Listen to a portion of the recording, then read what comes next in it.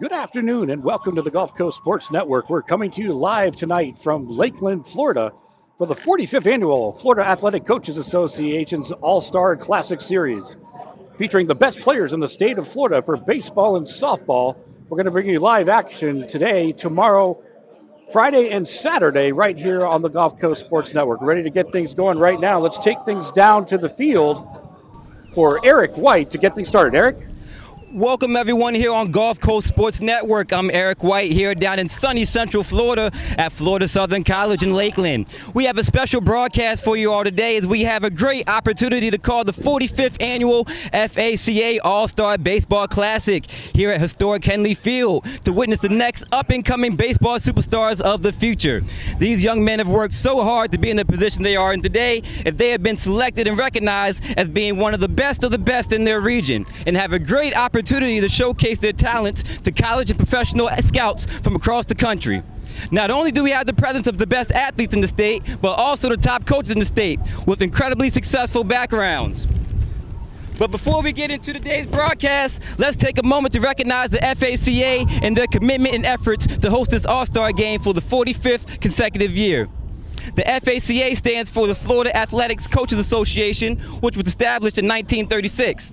The FACA adopted total control of the All-Star program in 1979 after the Florida High School Athletic Association withdrew their sanctions from the All-Star Games. The FACA currently sponsors All-Star events for majority of the high school sports here in Florida, including football, boys and girls basketball, boys and girls cross country, boys and girls soccer, baseball, flag football, tennis, softball, and volleyball. The FACA is led by Executive Director Shelton Cruz. He is finishing up his 14th year as Executive Director, and here with me now, none other than the man himself, Mr. Shelton Cruz. Good afternoon. How you doing, Mr. Cruz, today? Good, thank you. Thanks for having us. No problem, no problem. First, I just want you to kind of explain, give more the detail about your role as Executive Director and We'll the impact angle that the the organization camera over has so they're on the centered. state of Florida. Well, one thing, I'm very proud to say that I'm only the 4th Executive Director in the history of our association. And thankfully, two of the 4 are still alive, and I'm in constant contact with my immediate predecessor. So been a great 14 years. Looking forward to the next 14. And what does this game mean not only to the organization itself, but to everybody involved? Well, this is kind of the cat's meow of our organization. It winds up the year of our All-Star events. It's always been well attended. It's been a hot ticket item. If a major league player from the state of Florida is playing in the major leagues, they probably played in this game. So it's just a lot of the great ones have played here. And we also know we have a couple of rule changes here that are different from a regular high school sanctioned game. Can you kind of explain some of the rule changes we have here today in this All-Star game? Well, the one thing is we don't keep a lineup, so the umpires don't have to worry about that. We don't have to worry about a book. We put them in groups of 3 to hit, and they'll hit. One group will hit for 3 outs, and the next group will hit for 3 outs, and the next group will hit 3 outs. It just circulates around, kind of develops a little rhythm, and everybody seems to get a few more at-bats where that's concerned. Pitchers only pitch 2 innings, and it's free substitution. You'll see kids coming and going, every few innings or whatever the rotation basis they've worked out. So. Alrighty, and there you have it, Mr. Shelton Cruz, Executive Director of the FACA. We thank you for having you here today, and we hope you have a great day. Guys, enjoy the broadcast, and let's get ready to play ball. Eric White from Gulf Coast Sports Network. Back up to you guys, Will. Thank you, Eric. We're ready to get underway. And thank you to Mr. Shelton Cruz, Executive Director of the Florida Athletic Coaches Association, for sponsoring and organizing all of the All-Star festivities this week. Alongside Rick Ringer, I'm Will Wilkie. We'll be bringing you the call here for Game 1. We've got the South versus the West coming up on the Gulf Coast Sports Network. We're going to go ahead and take a quick break, and then we'll be back for the player introductions and the first pitch. Don't go anywhere. You're watching the Gulf Coast Sports Network.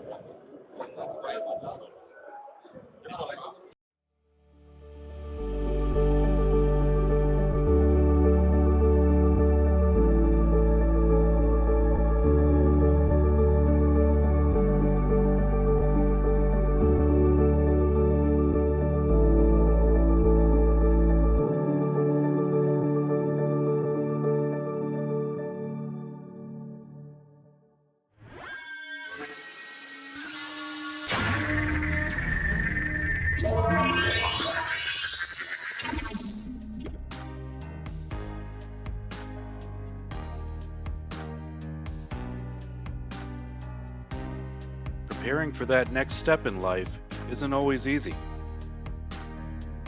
At Nautilus Financial Group, our combination of experience, professionalism, and access to a wide variety of products and services to help meet all of your financial goals. For a new level of attention, insight, and capability, contact the trusted team at Nautilus Financial Group.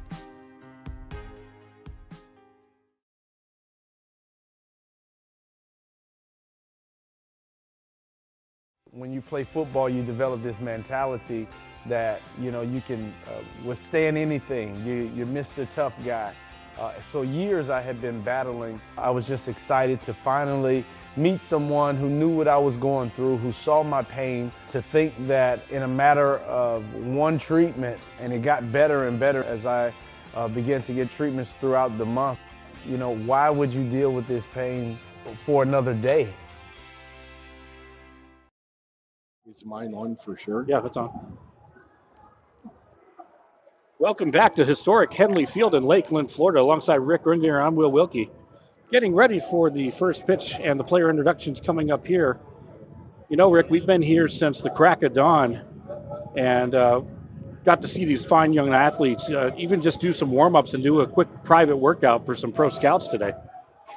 It was really interesting for me, you know, as a former high school coach, to just kind of get a chance to talk to the different coaches and find out, you know, what they do to make their program so special, and also getting a chance to watch the players and watch them go about their workouts and how they handle their business. It was just really such a treat to see such high-level players that have been so well coached and prepared for success. And here's going to be a perfect opportunity for them to showcase their abilities and stuff. And you know, the coaches, they're wildly successful, and it's not by chance. These guys are excellent at coaching all the little fundamental odds and ends and X's and O's in the game. And it's just really refreshing. And you know, if I were a parent, I'd be very, very pleased and proud if my son was playing in one of these programs, because these coaches really are very, very special. Yeah, we certainly got a lot of great talent on the field today, not just on the field, but off the field as well. We've got some high-quality coaching staffs in today. Like I said, we're going to go through the roster announcements in just a little bit, but to introduce the coaches for each squad. For the visiting South, we've got Todd Fitzgerald from Stone Mid-Douglas, Paul Barrios from Dr. Kropp High School, Richard Benavides from South Dade, and Joe Giamulli from Talavera. And for the West squad, we've got Adam Morovic from Seminole, Howard Chittum from Mitchell, Zach Roper from Eastlake, and Richard Balbin from Seminole. And we're actually going to check in again later on in the ball game in the third and fifth innings to have some in-dugout interviews with Coach Fitzgerald and Coach Morovic. And we're also hoping to get some assistant coaches on later on this afternoon. And we'll have those available as recorded interviews in the special events section of the Gulf Coast Sports Network YouTube channel. So go ahead and check that out. The Gulf Coast Sports Network is a registered nonprofit organization. All of our videos and event streaming are free as part of our nonprofit mission. If you would subscribe to our channel, it's free for you. It does help us out a great deal. We would certainly appreciate that. Also, follow us on Facebook and Twitter. You can find us at GCSN Broadcasts. We've got a lot of great content there as well. We'll also be highlighting the player of the game for each game here today later on those Twitter pages. So go ahead and check that out. So if those of you not familiar with Lakeland specifically, we know everyone here is a Floridian, so they can certainly appreciate that we're getting into those summer months. It's going to be a toasty day, that's for sure. We're looking at an upper 90-degree temperatures. We might actually be there already. Not very many clouds in the sky either, although we do have a pretty decent breeze. We do have a 5-camera setup here today. We've got 4 stationary cameras covering all angles of the field, as well as our roving interview camera today. And we're going to go ahead and get a shot at center field You might see this camera jump around a little bit. Like we said, we do have a pretty decent breeze today, but given the heat, Rick, we'll certainly take it. That's for sure. Oh, absolutely. There's no place I'd rather be today. This is such an honor and a blessing to be able to experience this. Especially what a perfect venue. Will, my golly, here we are at historic Henley Field. It was the former home Tiger Town, going all the way back to 1929. It was the spring training home for the Tigers for decades. And when you think about the famous players that have walked through these same portals and walked on the same field, well, my golly, it gives you goosebumps. That's right. You have all those fantastic players of the past, but we were looking at the future here today. Absolutely. And these players have certainly earned their status being some of the best in the state of Florida.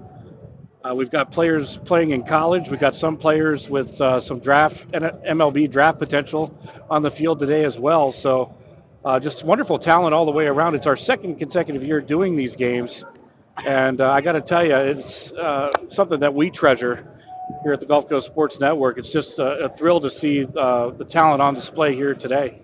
It's really a thrill too because we're surrounded by scouts, and it's really kind of cool to me to look around and see all the different polos with the different organization names on them and stuff. It's like, wow, these players just have to be so excited. And when you think about it, these young men have played probably since they were 4 years old at least, and spring, summer, fall. It's true dedication.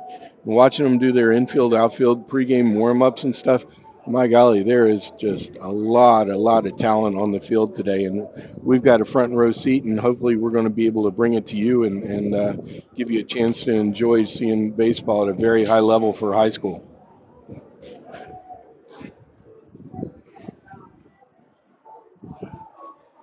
Good afternoon, ladies and gentlemen. And it looks like we're getting ready for the public address player announcements. So we'll turn it over to him and take it down to the field. FACA All-Star Baseball Classic. Today's games are being live streamed at golfsportsnetwork.org. The FACA reminds you that interscholastic events are extensions of the classroom, and that lessons are best learned when proper respect is accorded to all. Please let your good sportsmanship show as you watch today's game. We're going to start off with the South squad. Players will be wearing their high school jerseys today.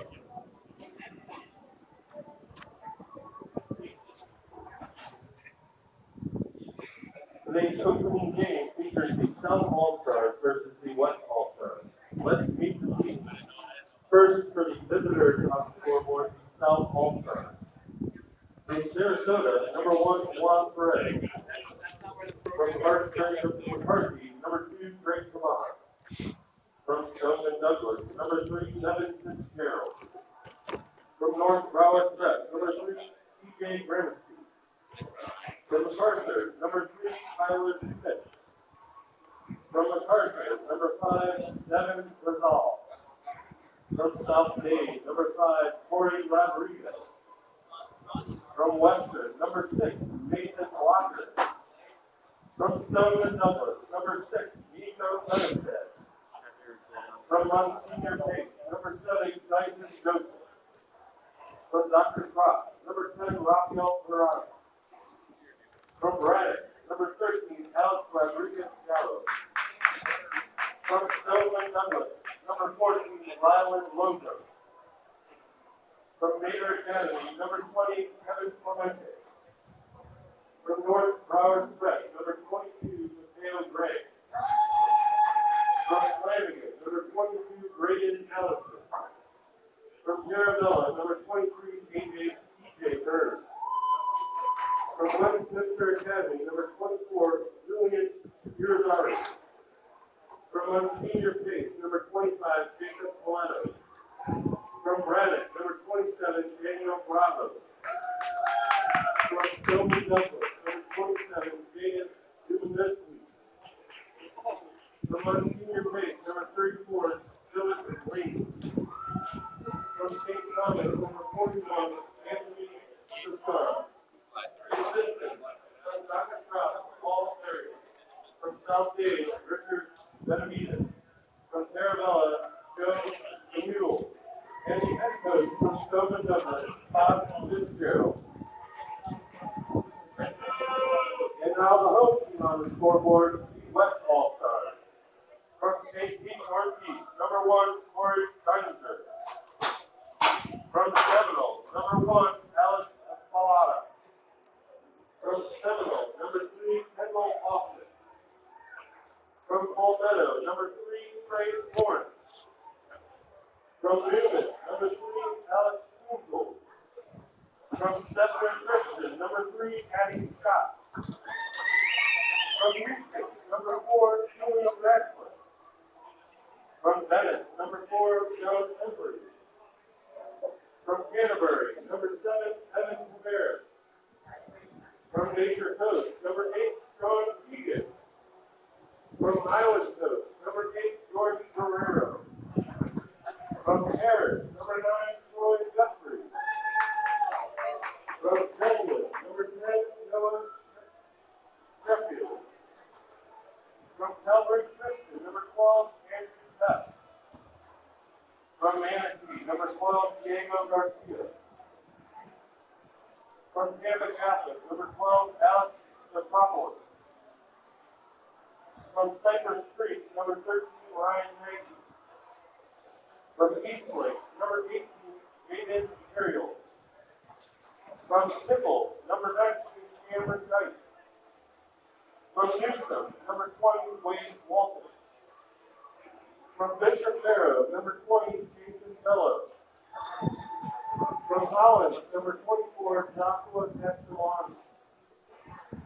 From Land O'Lakes, number 27, Logan Bakesley. From Durant, number 27, Wayne Rowland. Your assistant coaches from Mitchell, Howard Stidham. From Eastlake, Matt Roper. From Seminole, Richard Walden. And the head coach from Seminole, Adam Moravich.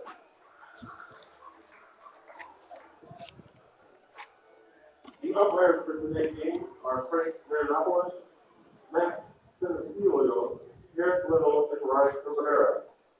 We now ask that you stand as we honor America. And we'd like to thank Eric and Will down there on the field for those great player shots during the introductions. We're now going to pause for the national anthem.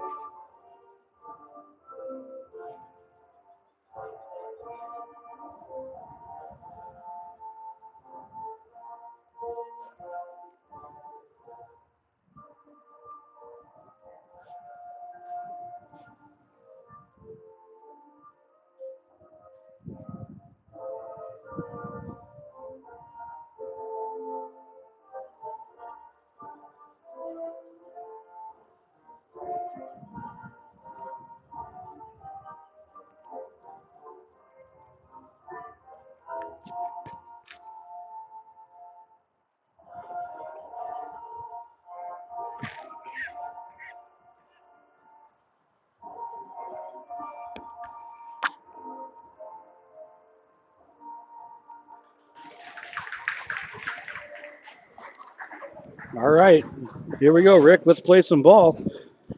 So we do have the, as mentioned during the pregame interview with Executive Director Shelton Cruz, the team's hitting pods, so it's going to be a little bit unconventional today. We're going to try to keep up the best we can with our graphic system, which is more tailored toward a traditional ball game. Additionally, the pitching rotation isn't really going to be a rotation. They're just going to kind of come out as needed. So there is a 2-inning cap for each pitcher, and some teams have a set rotation, some don't. So we're going to try to get that set up here. And it looks like for the West,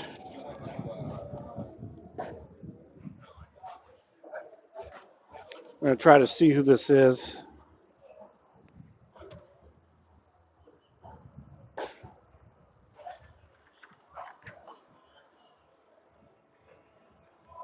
getting the start on the mound for the West All-Stars. For Newton High School, number 20, Wade Walton.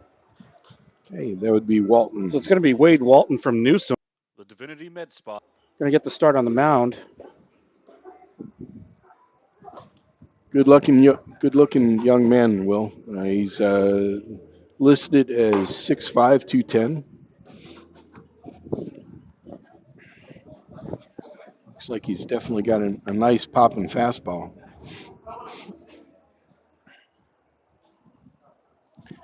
And from the lineup card that we received, looks like TJ Gramesty is going to lead things off. Now batting, TJ Gramesty.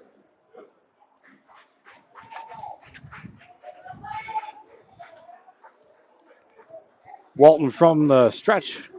And the first pitch offering is going to miss away. Ball one outside. And we're underway. Gramesty's from North Broward Prep. Easy for me to say. 5'9", 160. He's a catcher. And that'll connect, even things up. It's a great pitch. Painted the outside corner on that.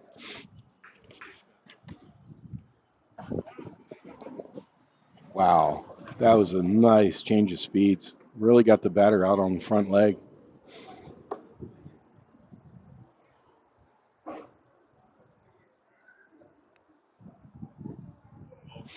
Count runs even.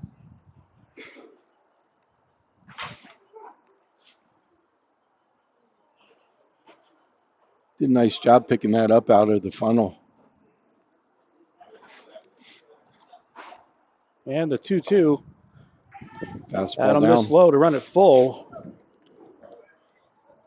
Another one of the differences with, we apologize for the wind in center field there with our camera. That one gets fouled away. Wow, that was impressive. He went changeup 3-2. Another one of the rule changes in this All-Star game format is if the player walks, the count will actually reset to 2-1. We'll see if that'll be a factor here. Ground ball over to second. That's going to be corralled and tossed over to first for out number one. Love the job there with the second baseman. He picked the ball up off the bat, squared his body to make a nice routine play. So key to have good fundamentals and footwork. And we're going to see a lot of great fundamentals today, Will. It's going to bring up Devin Fitzgerald.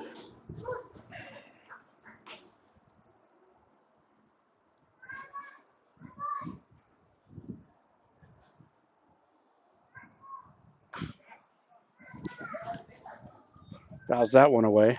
Fitzgerald's a member of the very successful Stoneman Douglas team now. They won their 4th state championship in a row this year.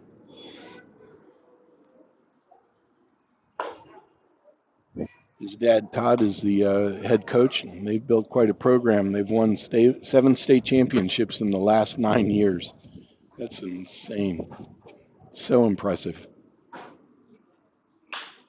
Hard hit ball to right. That's going to drop in, go to the fence. He's going for 2. He's going to get there easily. And a stand-up double for Fitzgerald.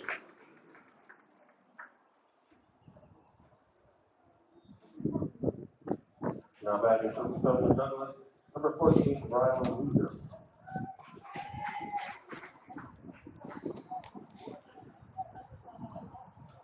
It's going to bring up Ryland Luhio.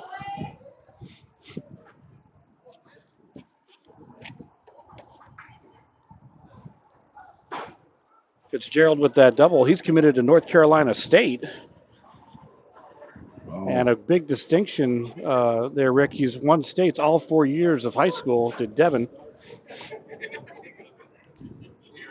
Lujo will take strike one outside. Tar Heels are going to be getting a gem.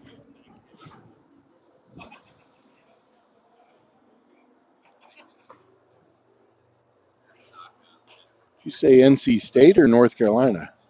NC State. Oh, okay. All right. He's going to be a member of the Wolfpack.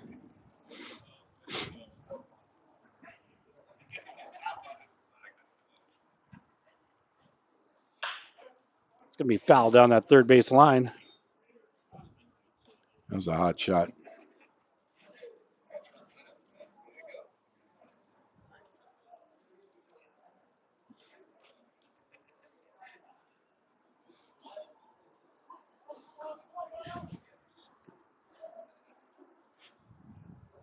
Walton with the look and then the offering. That gets fouled away out of play on the US 98. Coach Richard Benavides from South Dade is working the third base coaching box today.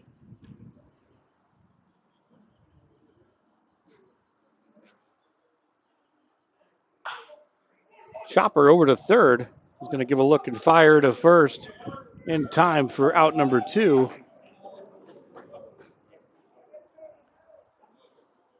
Nice job. Out of on senior base, number 7, Dyson Joseph. With the Going to runner bring up on Dyson Joseph. Dyson's committed to Berry University. And one of his best high school memories there, Rick, is hitting a home run in the regional championship. That would do it. Certainly something that you'll remember.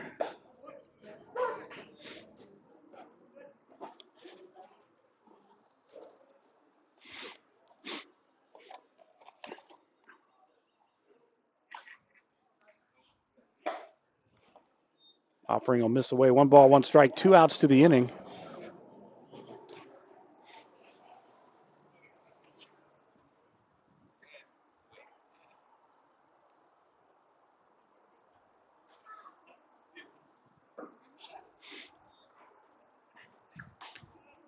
One of the neat things, before the game is watching the players interact with each other. A lot of these guys have been rivals now for 4 years, different schools, and now they're best of buds. You can tell the respect runs deep on each squad.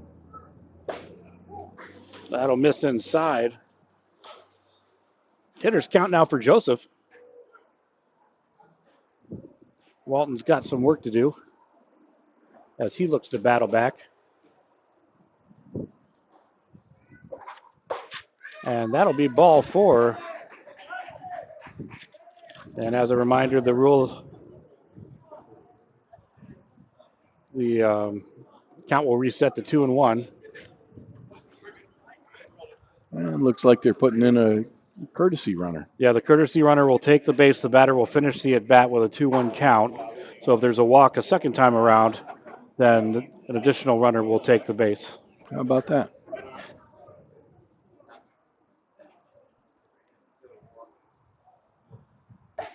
Big cut. Walton able to get it by. That fastball had some life on it.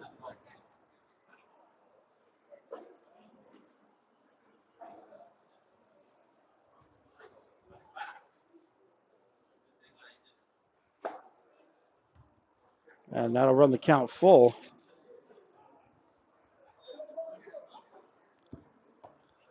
Let's see if he goes with that fastball away again, Will.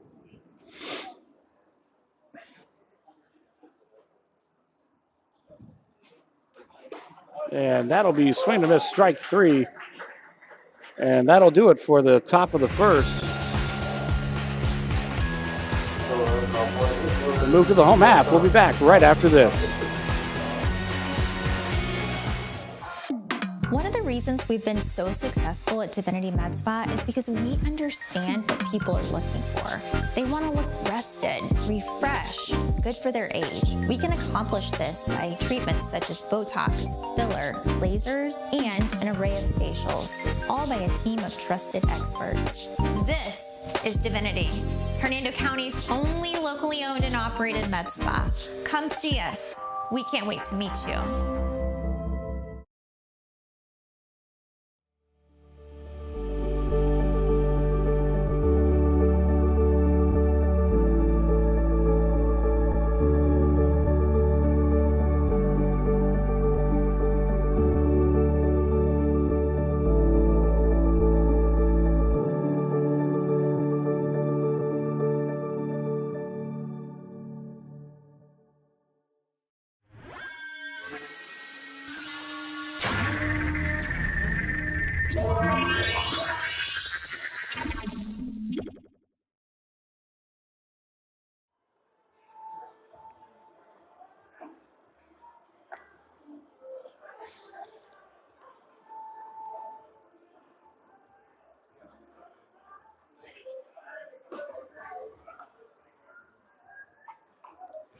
Okay, who do we got on the mound here, Rick?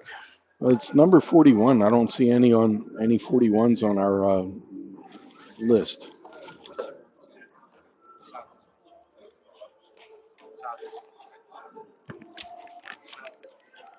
Oh, It's gonna be Anthony Siskar from St. Thomas.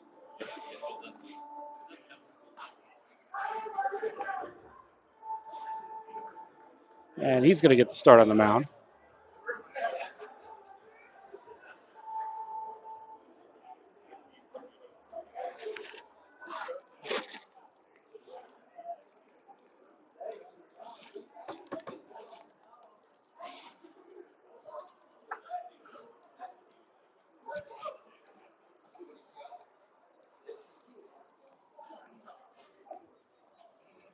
Corey Ginter to lead things off.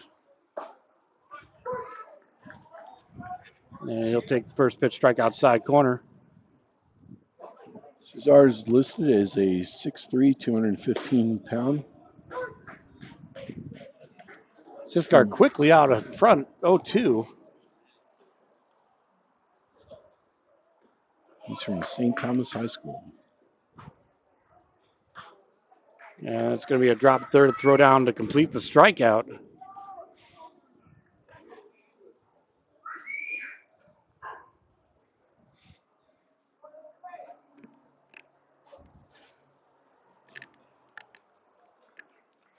It's going to bring up Alex Espalat.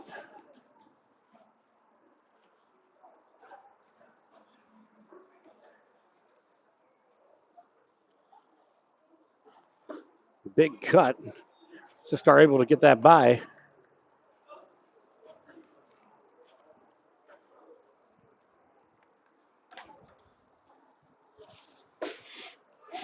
Checks that up, but looks like he went around. No, it looks like he held up. Yeah, they called it a swing.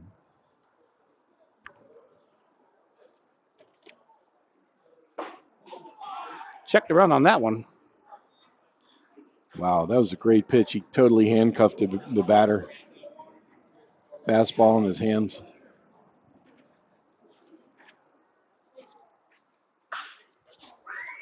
Chopper over to third.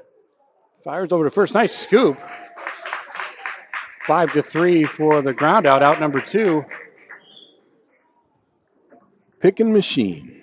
Now batting from Calvary Christian, number 12, Andrew Peck. And a little bit about our pitcher, Anthony Siskar. He's committed to the University of Miami. He's going to be a Hurricane. And his best high school memory was winning the first district championship, pitching 7 innings and giving up just 1 run on 3 hits. Wow, that's impressive. And he's also getting it done off the field as well. He's been a Broward Scholar Athlete of the Year by the Miami Herald. Great job, Anthony Siskar. Right now he's facing off against Kendall Hoffman.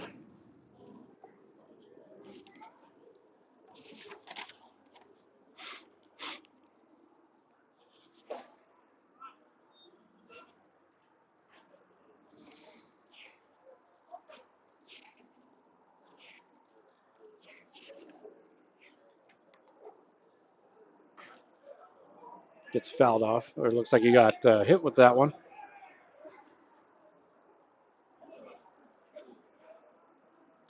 I missed that one, Rick. What happened on that one? Ended up going inside again, but just missed. Caught the batter in the back of the front arm, around the tricep area. I don't think it was too bad. Probably just grazed him. That's going to put a runner on, his but he'll reaction. continue the at bat. And it's going to go to a 2-1 count.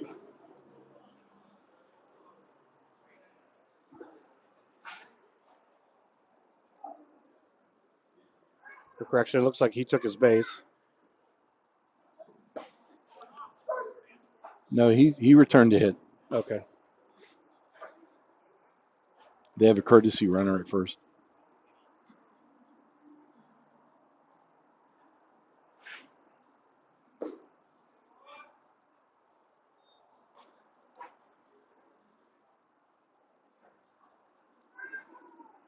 Count goes to 3-2.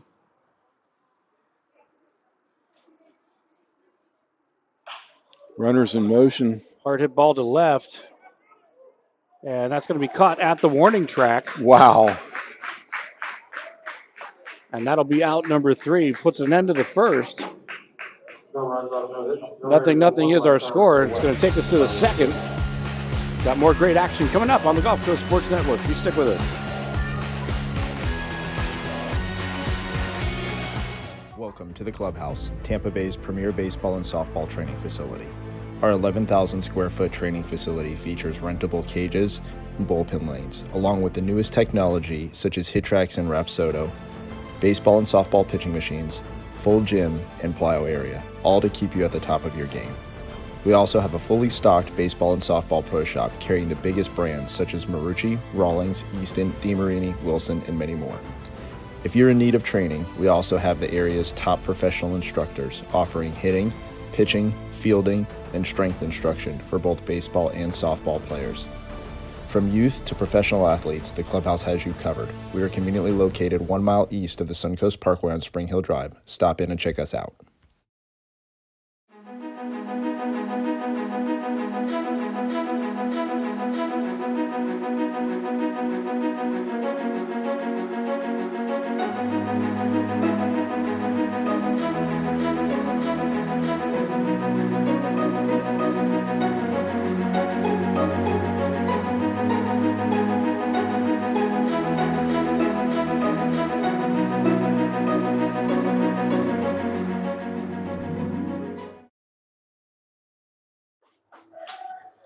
After him. Then Joseph, Bangstead, Burns, Palello,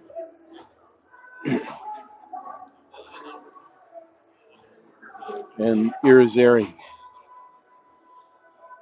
Leading off the second base count from Stoneman Douglas, number 6, Eco Benefit.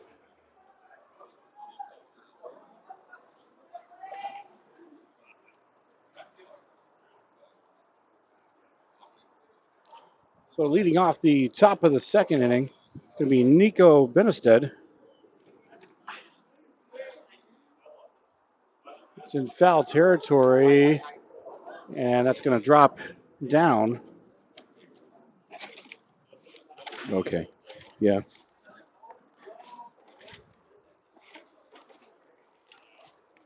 Benestead from Stoneman Douglas High School. He's committed to the University of South Florida. So he's going to be a Bull next year.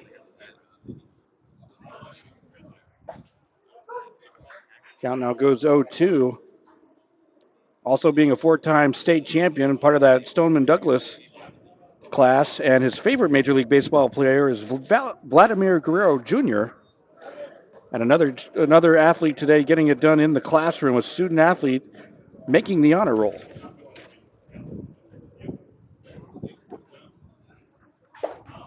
And that's going to catch the inside corner. Walton will get the strikeout. That was a big, big pitch. What a quality bender right on the inner half.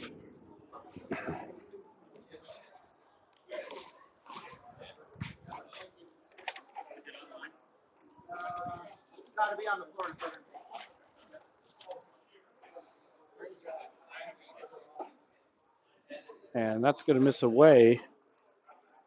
We have it as E.J. Burns up next.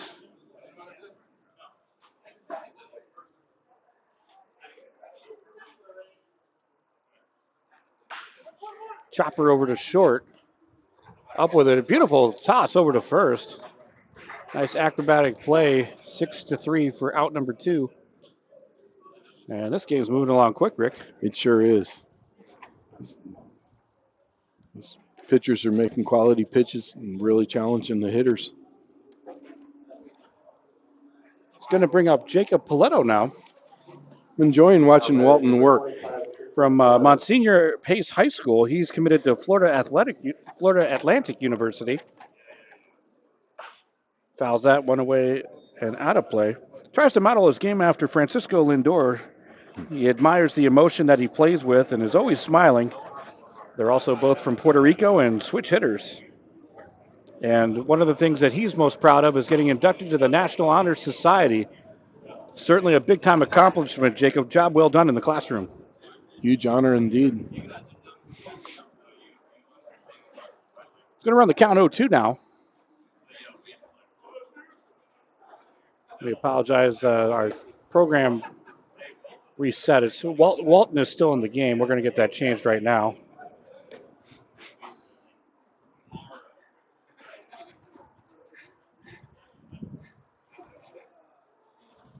There we go.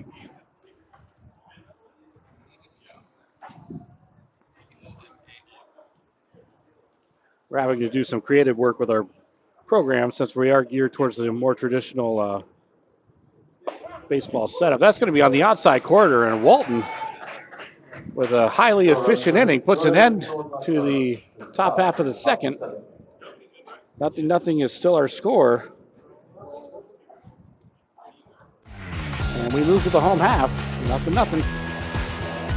You're watching the FACA High School All-Star Game on the Gulf Coast Sports Network.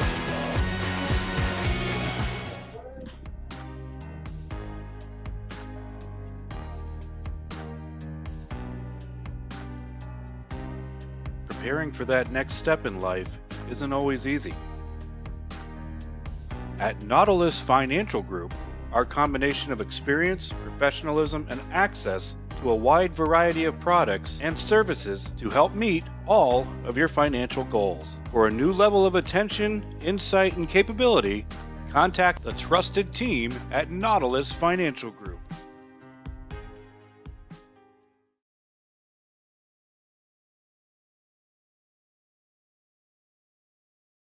When you play football, you develop this mentality that, you can withstand anything. You're Mr. Tough Guy.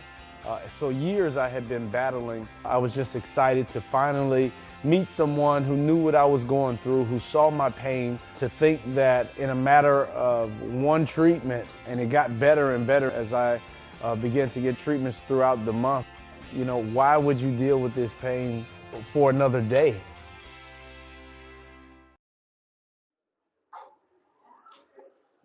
Castellani. Joshua Castellani. So Joshua Castellani to lead things off.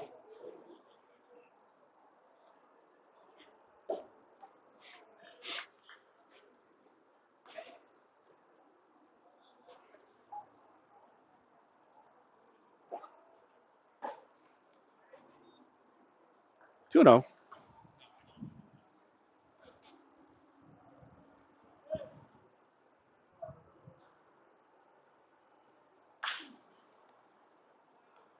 Grounder over to second. Toss over.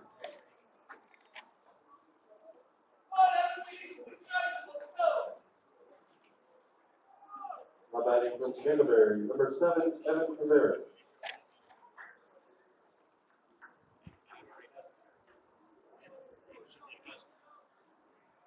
It's going to bring up Evan Tavares now.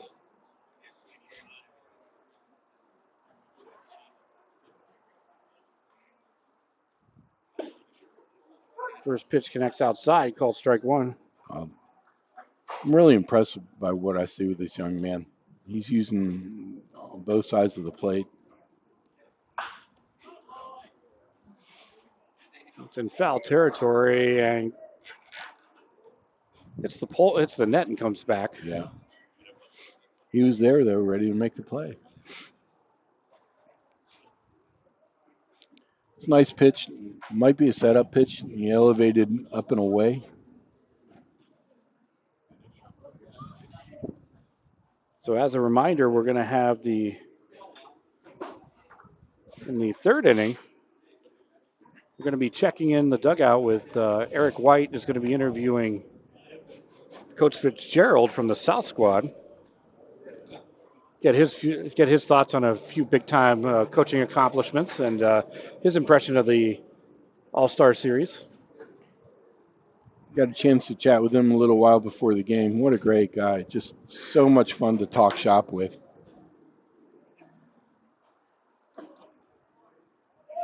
Count evens. Nice work. He started out 0-2. Now he brings it back full. He's going to get his pitch here, so let's see what he brings. Ooh. Nice pitch. And Siskar battles back, gets the strikeout. great pitch right in on his hands. Not a lot he could do with that.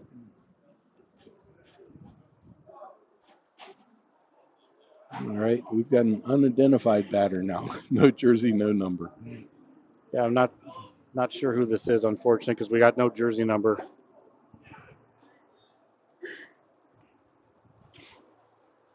So we apologize about that, but they're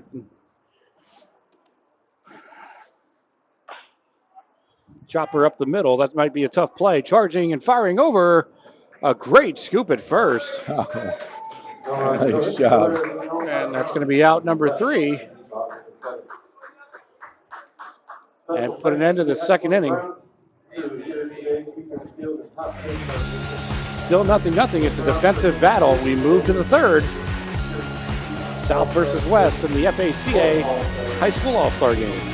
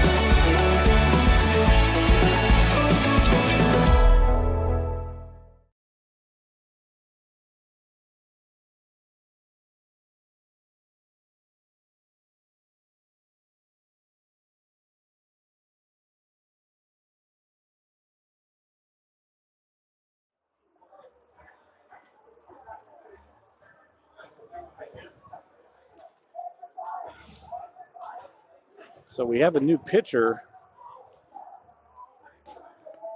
We don't have a number. Yeah, this young man that just hit.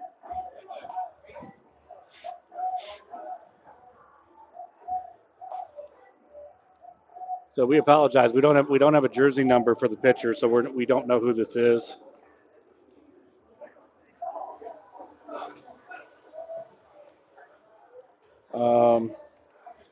We're going to try to figure this out. Please bear with us.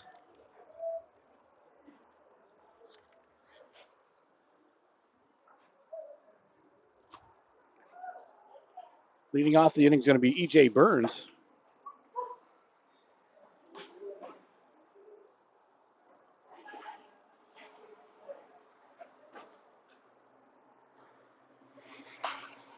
Fouls that one away.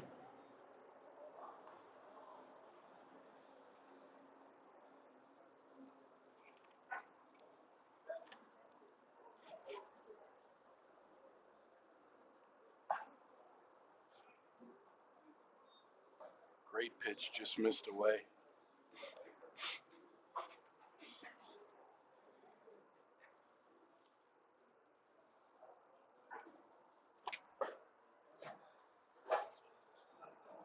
We'll take a quick moment and compliment. Count goes to 2 balls, 2 strikes. Compliment the plate umpire. His strike zone has been terrific today. And that'll be strike 3. 1 out to the inning. It's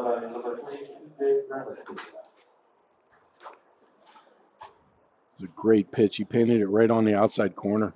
It's going to bring up TJ Gramesty.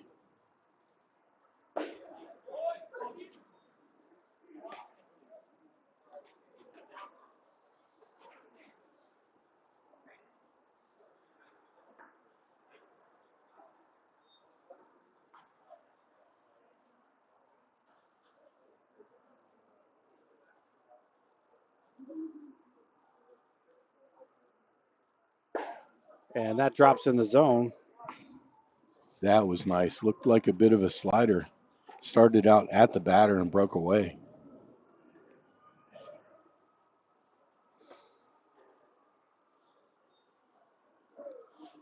I'm impressed by the plate discipline and strike zone awareness of all of the batters today.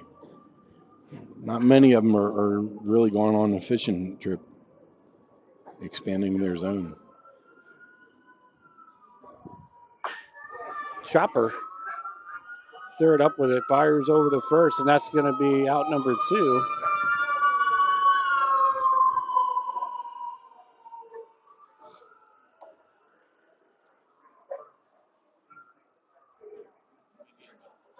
Now batting from Shelton Douglas, number 3, Devin Fitzgerald. It's going to bring up Devin Fitzgerald. He's got the lone hit of the afternoon. He just turned in a web gem play at shortstop on that last out of the inning.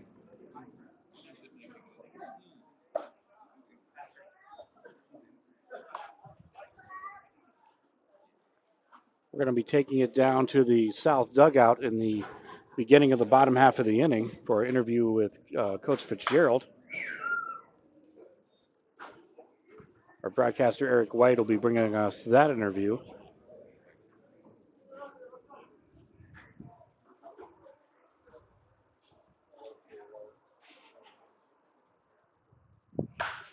Hard fly ball to deep center field. Oh, he hit that. It's going to one-hop the fence. Fitzgerald's going to motor on to third.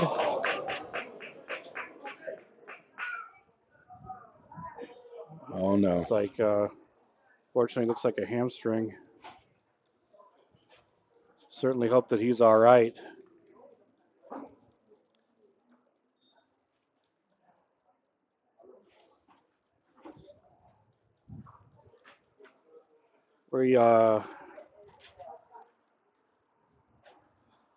Fortunately, he's up and he's able to Looks walk like he's around. good. Certainly happy to see him walking off on his own power. He's a tough kid.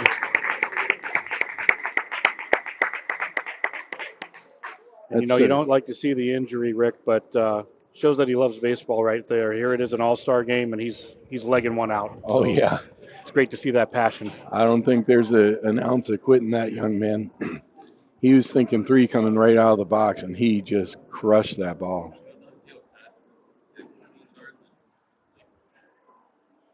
So they're going to put a runner on third, I believe. Yeah, would that be Gramesty?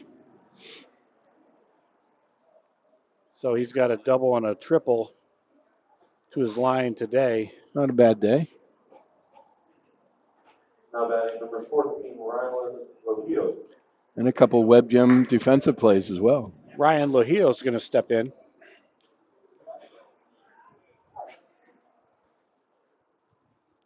Let's see if the South can find a way to get this run in. Chopper over to short.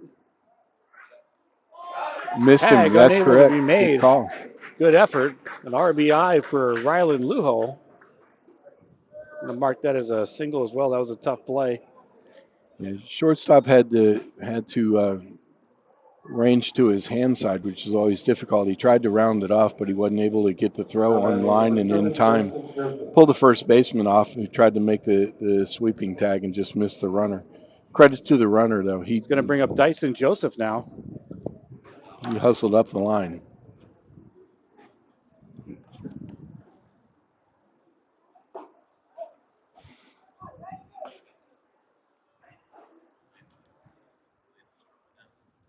Biggest part is he pushed that run across to give his team the lead. The runner's breaking. Throw it down to second. Catcher's throw is offline, so the runner's in safe. So the South's starting to put something together here in the top of the third. They plated one, have another runner in scoring position, 2 outs in the inning. 1 ball, 1 strike count to Dyson Joseph. Pops that one up in foul territory, and it will go out. I love watching the players looking for the little things. You can tell the runner on second base is looking in, trying to pick up the signs to see if he can get a breaking ball or something he might be able to steal third on. With 2 outs, he's pretty safe. going on contact here. Also fouled away. Batter's right on it. Again, Walton is out of the ball game. We don't have a number for this player, so we're not sure who's pitching at the moment. But Wade Walton concluded his time on the mound at the end of the second.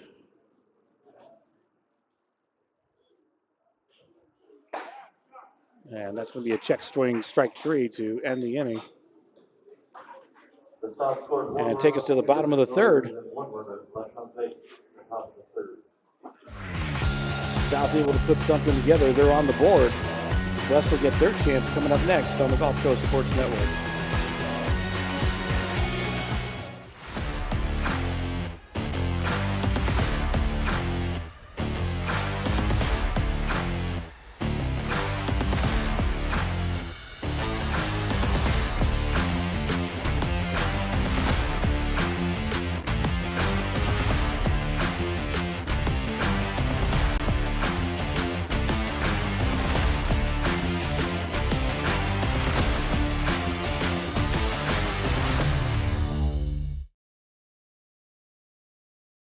Welcome to the Clubhouse, Tampa Bay's premier baseball and softball training facility.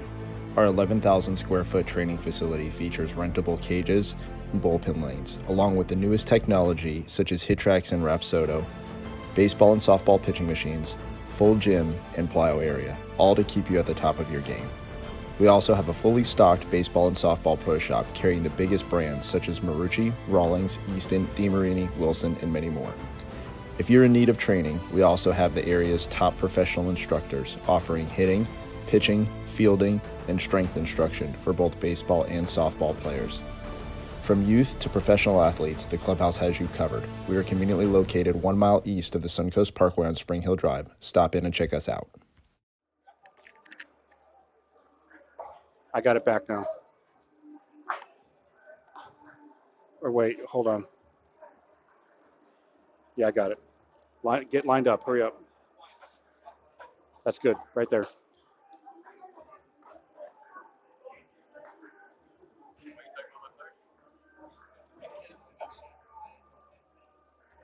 You need to zoom in a little tighter. More. More.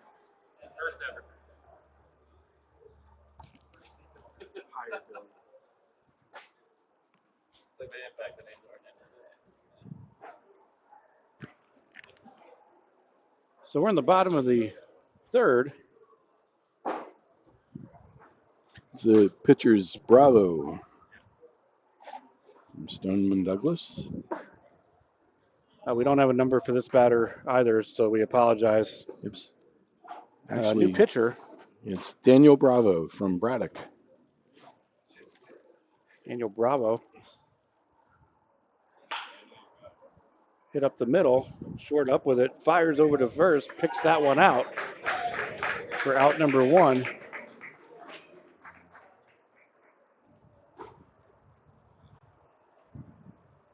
And we've got a special treat coming up here.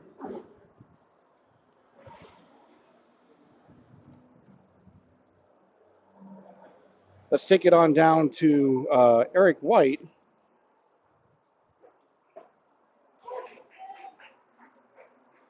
Who's interviewing Coach Fitzgerald. Coming off his 4th consecutive state championship. Coach, just tell me a little bit, how do you stay consistent throughout all these years? Honestly, I think it's just that the players we have in the program and our system and our coaches, the way we develop our guys, over time from when they're freshmen to becoming seniors. So we just got really good culture and we have high standards that we try and coach by and live by. So.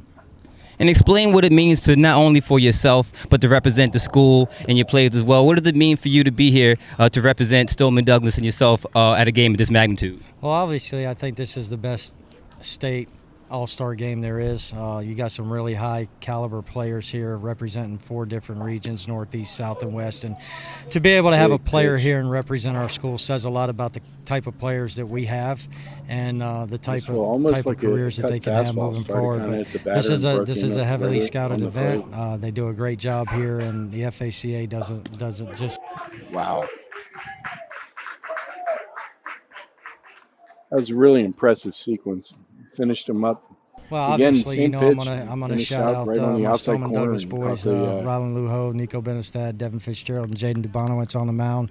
Some local guys back home, E.J. Burns, just Anthony Siskar, just our entire South team. But more importantly, it's the coaches that give their time to coach in this game and to be around the players and interact. And you build relationships and you follow them for the rest of their careers, and hopefully they do good things moving forward. Yes, sir. Well, we appreciate your time, Coach Fitzgerald, and good luck. Thank you. Have a good one. Back to you guys, Weldon Broadcast. Thank you very much, Eric. And thank you to Coach Fitzgerald for his time. So now looking at a 1-ball, 1-strike count.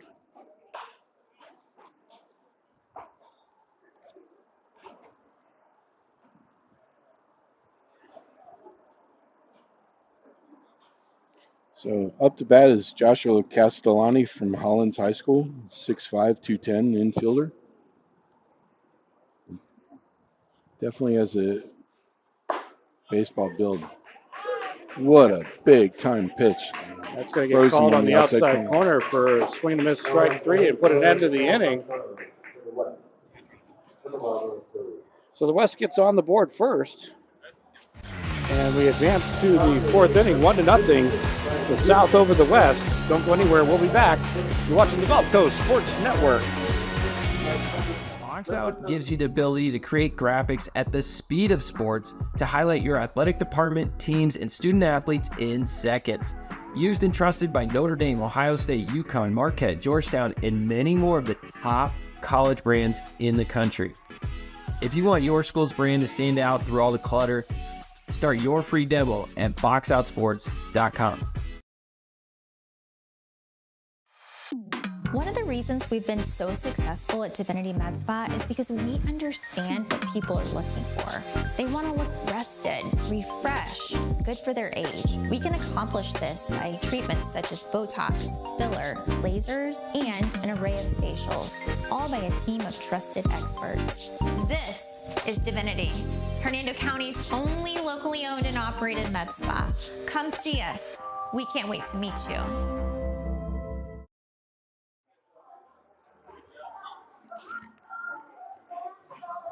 So we're in the top of the 4th inning, and we were able to get confirmation on the pitcher for the West. It's Trey Lawrence who's been in, and he's pitching his 2nd inning of action now.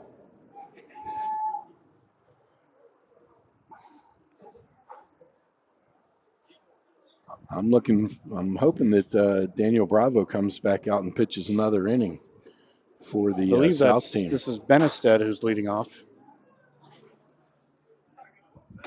Oh my. I don't think that got him, but that definitely got his attention. Yeah, too close for comfort, that's for sure. I think he was counting the stitches on that.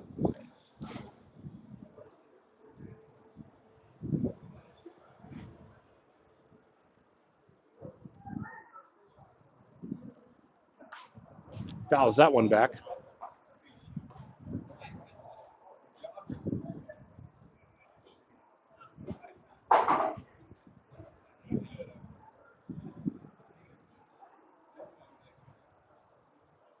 Wind is blowing out today to left center field.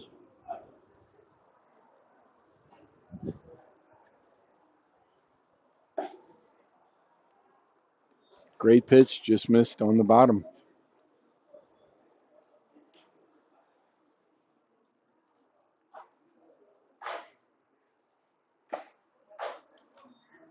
Nice changeup, 2-1 count. Now brings it back to even. And the 2-2 offering from Lawrence, and that'll miss a way to run it full. Lawrence having a really nice at bat here.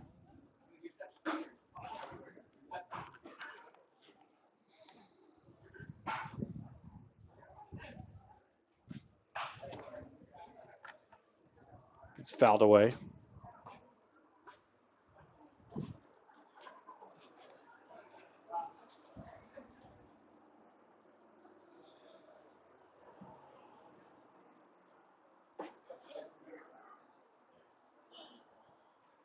All right, ball four, so now we start out 2-1.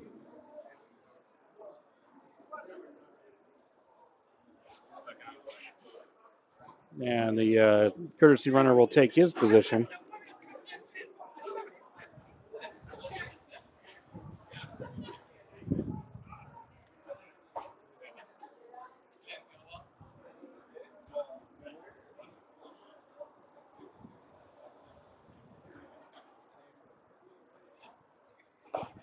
And a big cut.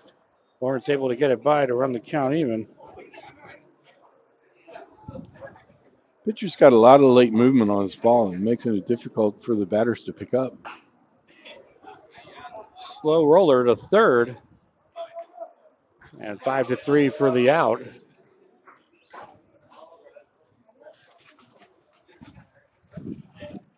That brings up PJ Burns. It's interesting to me that a lot of the balls hit up the third base line have actually, the grass seems like it's really kind of eaten it up and slowed it down. It's made it very, very challenging for the third baseman, but he's been making plays. Yeah, as dry as it's been, you wouldn't expect, you'd expect it to be a faster infield. Absolutely. EJ Burns now up to bat.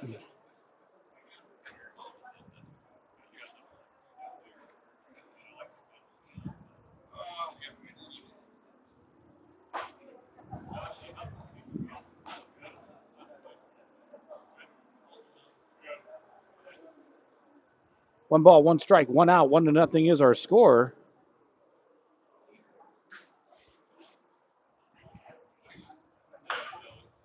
Chopper over to third, one hops it. Unable to make the scoop at first. Yep, it's ruled just foul.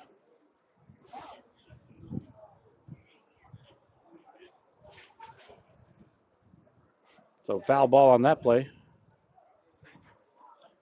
And Burns will get another crack at it.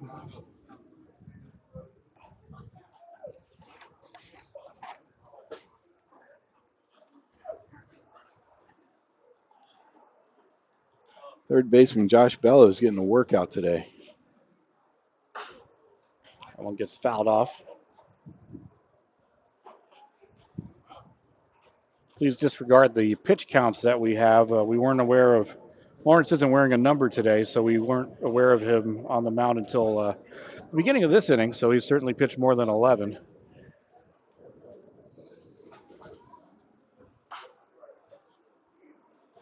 Again, that gets fouled off. Great at bat.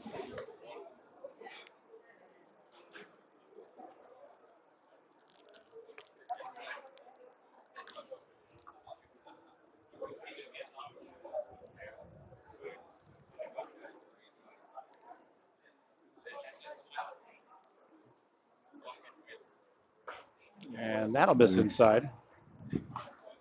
Runs the count even.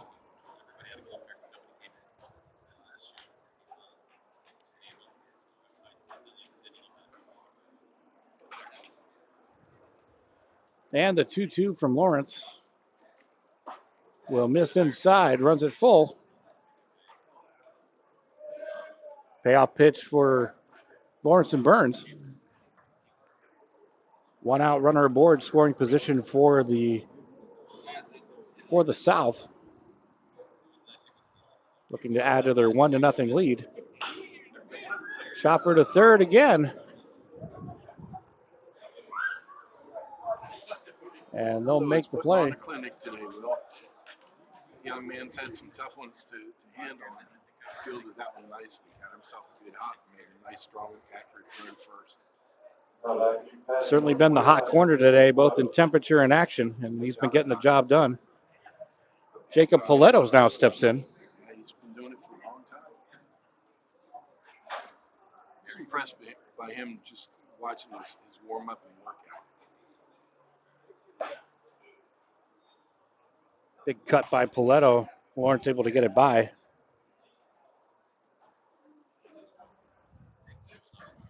I love how the pitcher's using both corners and elevating when he needs to. Looks like he took a little bit off of that one. Great pitch. Change up on the outside corner. He's really showing a lot of poise. Not afraid to pitch to contact.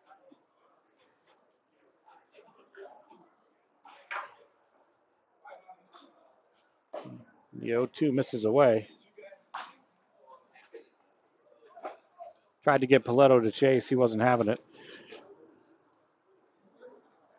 But a good option on that 0-2.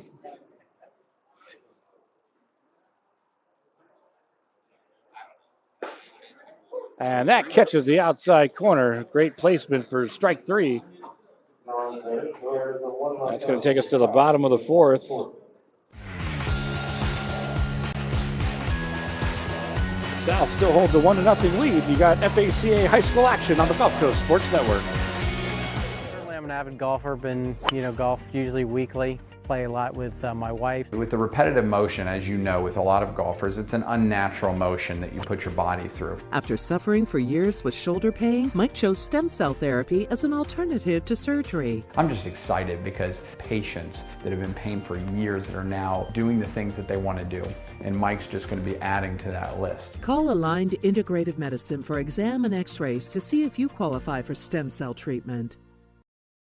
I went through the VFW, I went through the American Legion, and I felt they couldn't help me. And, I got in touch with Chris, and he got right to work on it, and I'd say within a year, I had 100% disability.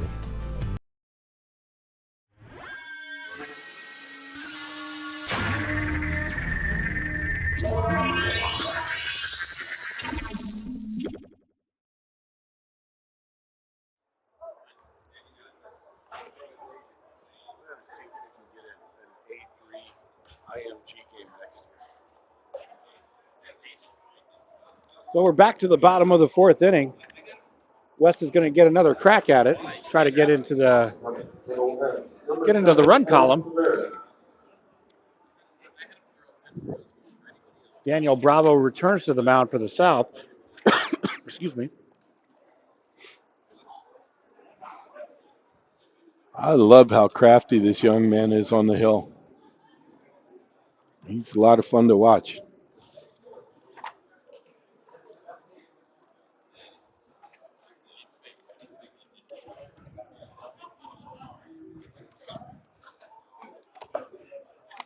I believe this is Tavares. Great pitch on the outside.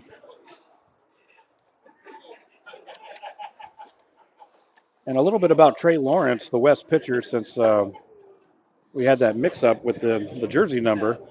So he's graduating from Palmetto High School. He's committed to the University of Missouri. He's going to be a Tiger. And he hit a walk-off home run, a 3-run home run at Lecom Park down in Sarasota. And his favorite player is Derek Jeter because of his athleticism and his comfort to use all sides of the field over the course of his career.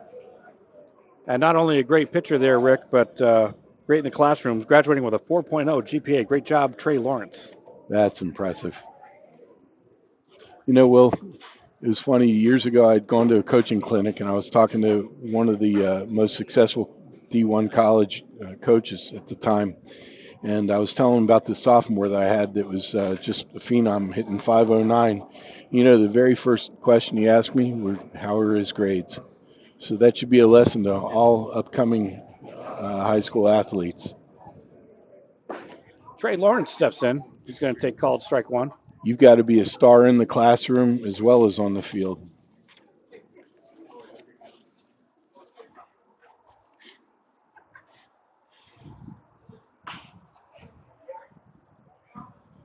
Grounder over to second, and the play is made.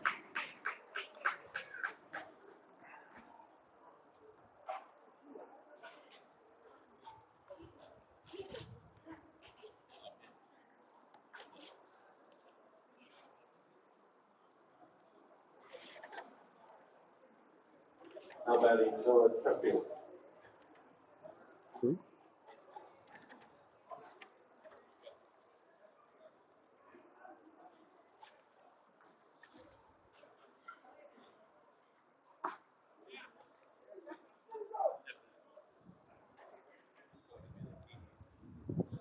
Did not Check go swing. around on that one. Yeah, umpire ruled no swing. This young man doesn't have a number on his jersey, so we're going to try and get his name for you momentarily.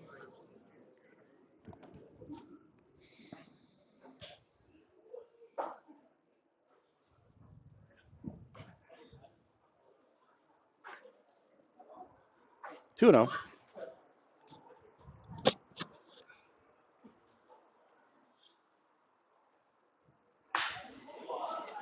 Hit up the middle. Looks like the mound took a little off of that one. Good attempt at second, but can't come up with it.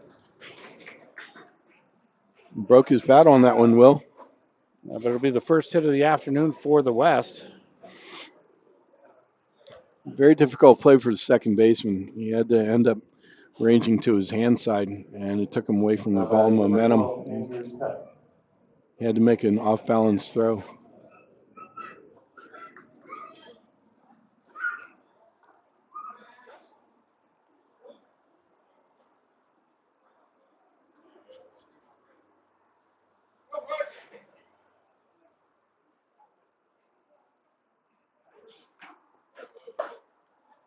Big cut.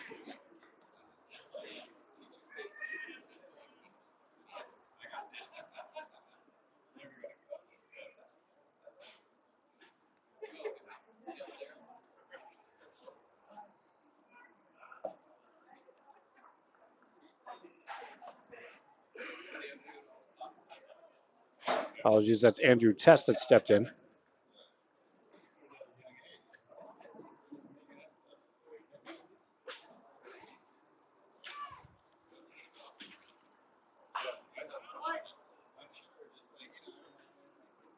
Fouled away out of play.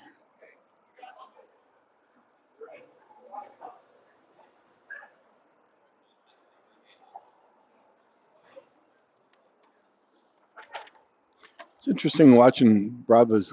Tess is committed to the University of Pittsburgh. He's going to head up and play for Panther baseball.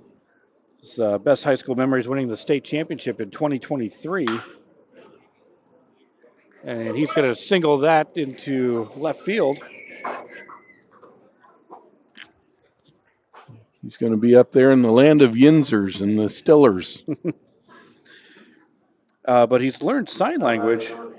So another non-baseball accomplishment and a unique one. That one for Andrew Test, learning sign language. Great job. That's awesome. Kudos to that young man.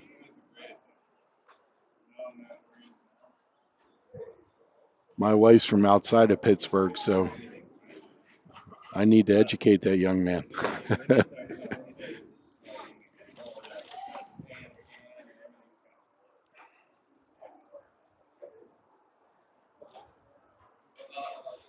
I hope he likes Polish and Italian food.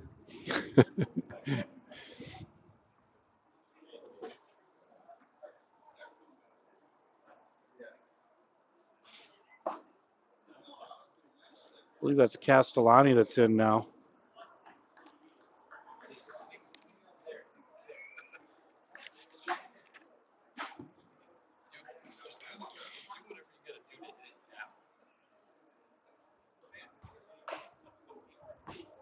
Nice pitch.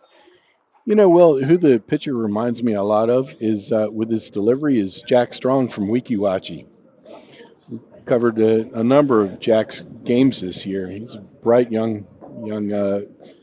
I guess next year he'll be a senior now. Good golly. We've covered him through his entire career.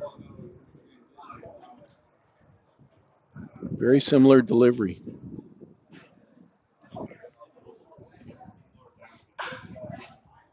Grounder up the middle. Force made at second. Nice job. To retire the side.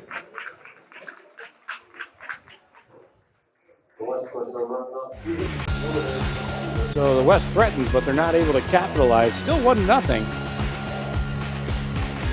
Move to the fifth after this.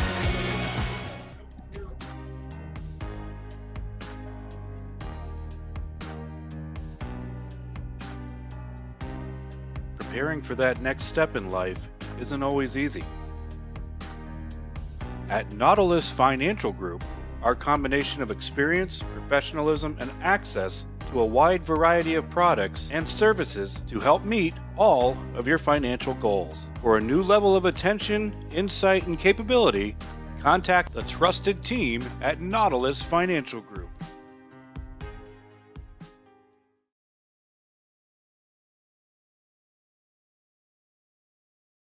When you play football, you develop this mentality that, you can withstand anything. You're Mr. Tough Guy. So years I had been battling. I was just excited to finally meet someone who knew what I was going through, who saw my pain, to think that in a matter of one treatment, and it got better and better as I began to get treatments throughout the month. Why would you deal with this pain for another day? Oh, he's pitching? Mm-hmm. Kendall Hoffman.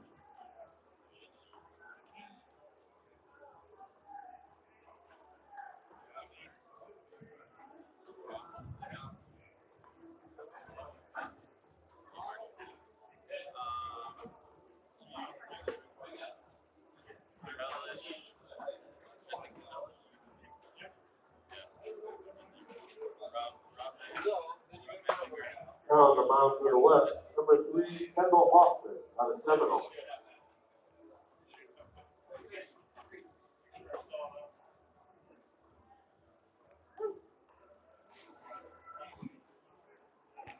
So Kendall Hoffman's going to take over on the mound for the West.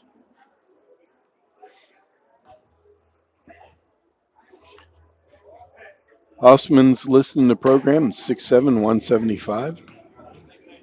He's a product of Seminole High School, playing for his coach today, right out of Pinellas, Florida.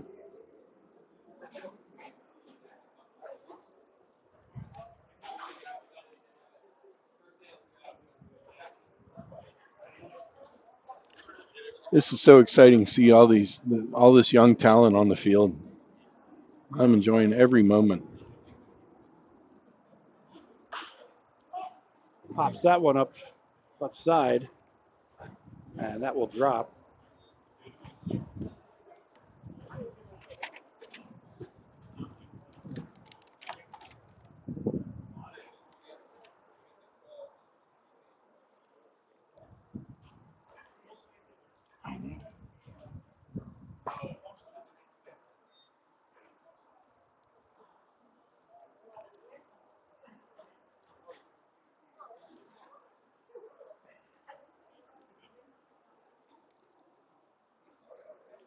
I believe this is Burns.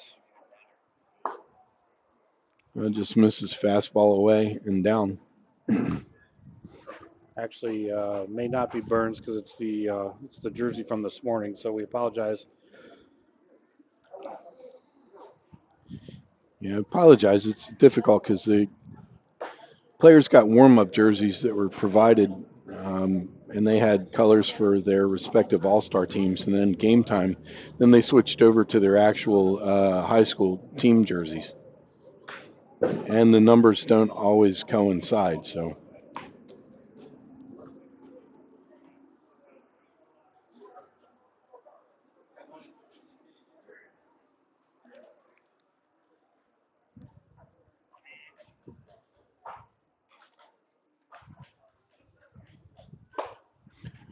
I believe this might be Rodriguez or Burns.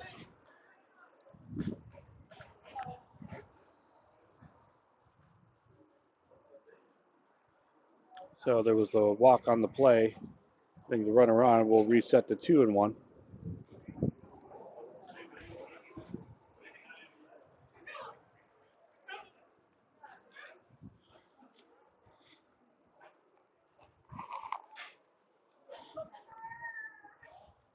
Oh, over. Oh my. Throws a little high. He might have had him.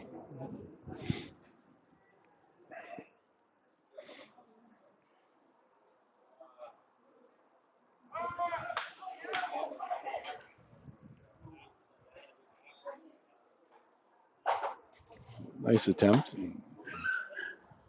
Not sure if that was a hit and run or a run and hit, but he almost put it in play. Going to take it 2-2.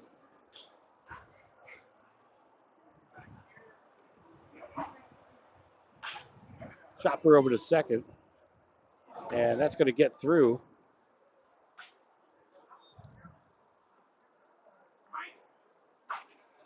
That was a tough one. Second baseman was thinking double play all the way, but the grass really slowed that thing down, killed the momentum, which made it difficult.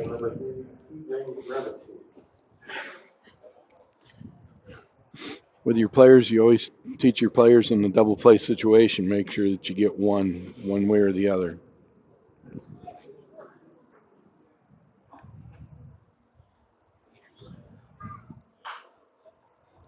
One gets fouled off. I believe we're back to Gramasty now.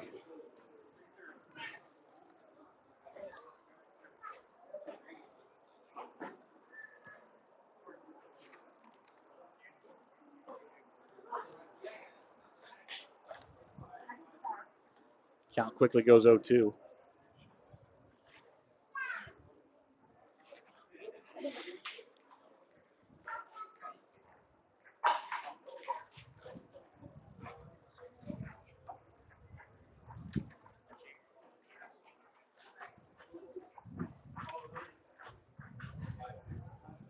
South is trying to put some pressure on here, maybe get an insurance run or two.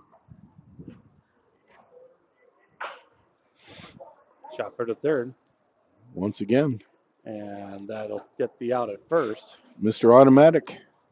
Runners will advance to second and third, respectively.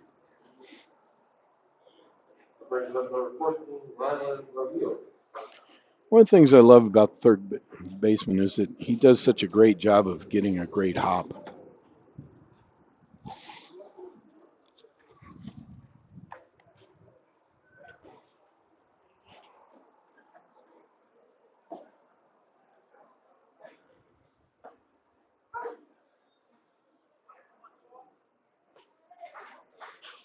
Leo steps in. He's got the only RBI of the day.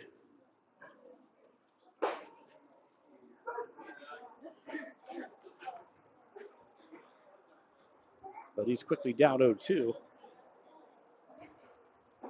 Hoffman looking for that punch-out pitch, trying to get out of a little bit of a jam here. Lujo trying to capitalize for the South.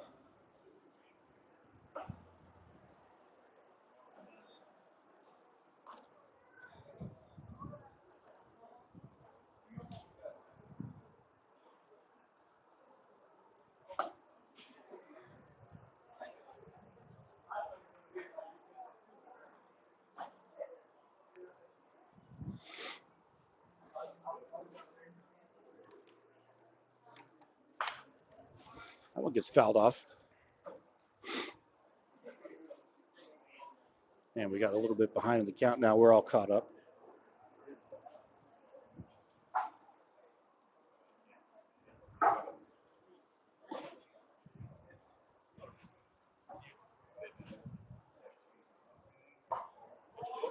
Oh, that was a big-time that's pitch. Called strike 3.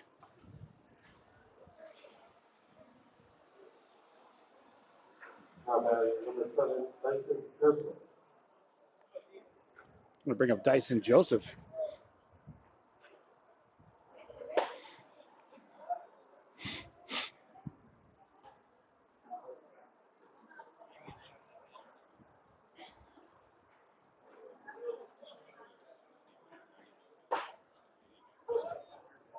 And quickly 0-2. Hoffman jumps out ahead.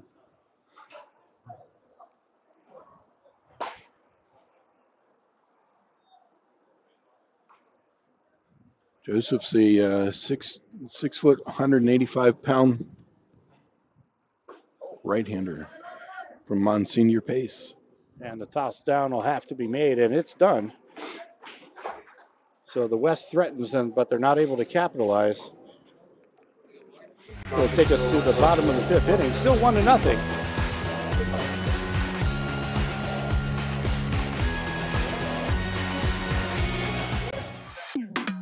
reasons we've been so successful at Divinity Med Spa is because we understand what people are looking for.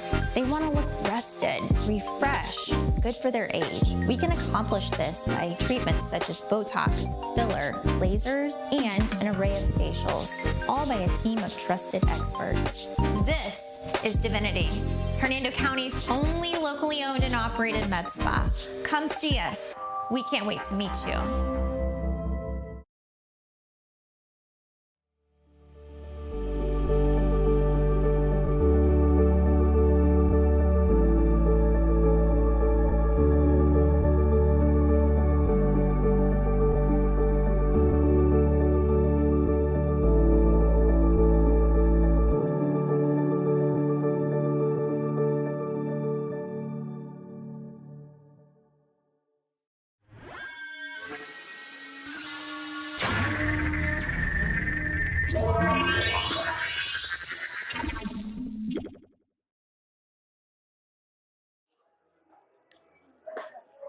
Okay, welcome back.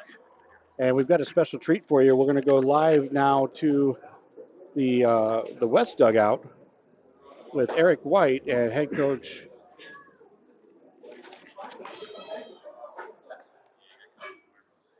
Thanks for being here.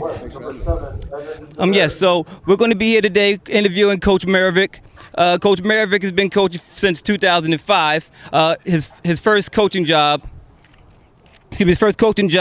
was with Largo High Packers, and then he transformed to his alma mater, Indian Rock. So, Coach, just tell me about your upbringing and what led you here to Seminole High School. Oh, I'm blessed, man. I love baseball. You know, I've been playing baseball since I was young. Played in high school, played in college, and then I really got into it in 2004 at Largo High School, like you said, and then I coached at Northside Christian.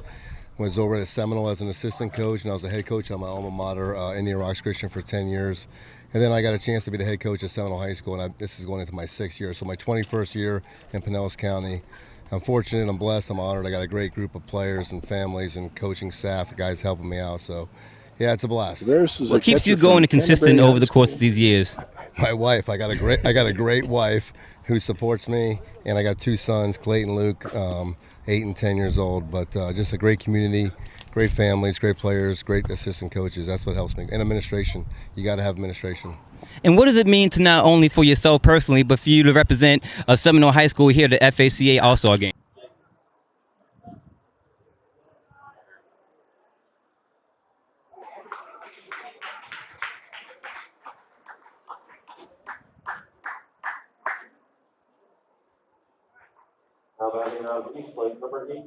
Right now as a coach, and Joey Crable, Brett Phillips. We have 7 big leaguers, and then we have 2 players playing in this game today. Kendall Hoffman, who's pitching for us right now, and then Alex Espelot, who started at shortstop. Kendall Hoffman is a University of Houston commit, and Alex Espelot is a Alabama State University commit. So we're very excited to be here today, and Seminole baseball is something we're very proud of in our community.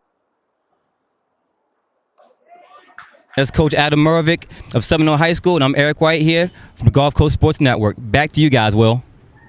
Great job, Eric. Thank you very much, Eric, for that interview. And thank you to Coach Maravik as well.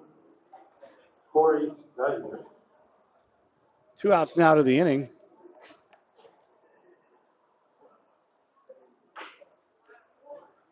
Chopper up the middle. And a quick inning indeed. 1, 2, 3 they go, and that just whipped through super fast. And that's going to take us to the 6th. Still 1-0 South over the West.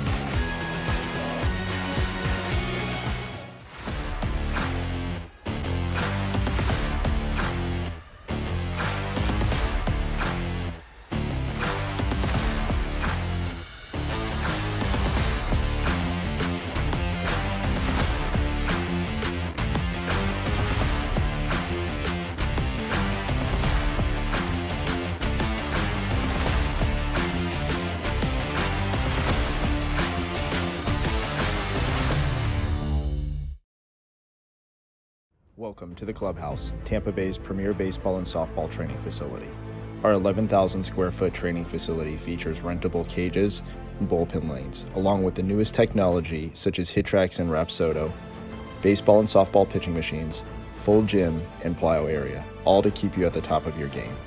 We also have a fully stocked baseball and softball pro shop carrying the biggest brands such as Marucci, Rawlings, Easton, DeMarini, Wilson, and many more. If you're in need of training, we also have the area's top professional instructors offering hitting, pitching, fielding, and strength instruction for both baseball and softball players. From youth to professional athletes, the clubhouse has you covered. We are conveniently located 1 mile east of the Suncoast Parkway on Spring Hill Drive. Stop in and check us out.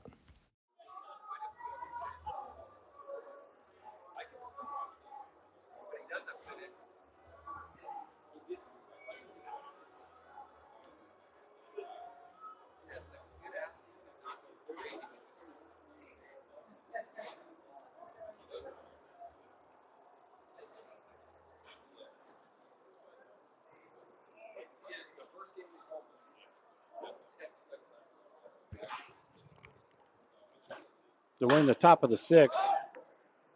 That gets popped up. Again, no jersey number for us, so we're not sure who was up to bat since we're not using the traditional lineups. That's going to be a fly out to right field. Wish we did have his jersey. Young man turned in a couple real gem plays second base at the last half of the inning.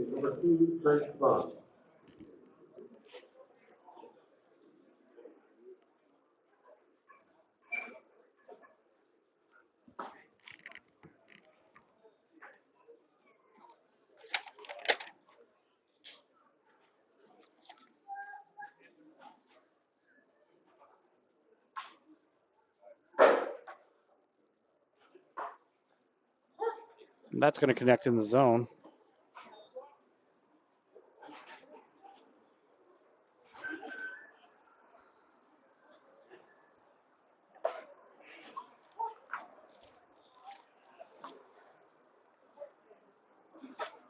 I believe that's Greg Caban.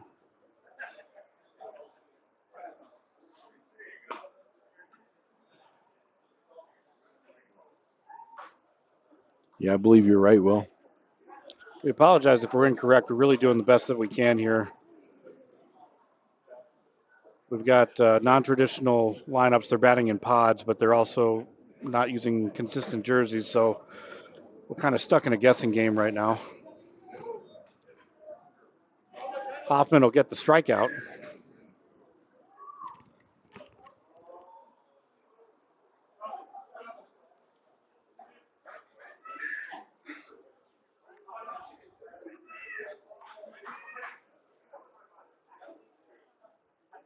How about Mateo Berry, number 22?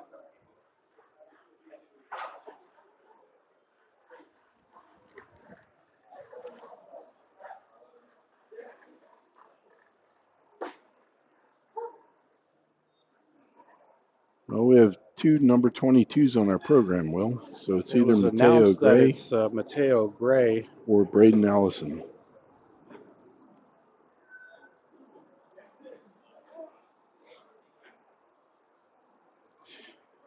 One is 6'2", 190, one's 6'2", 195. That gets popped up. That could be Shallow trouble. center. Second goes back on a great over-the-shoulder grab. Nice effort.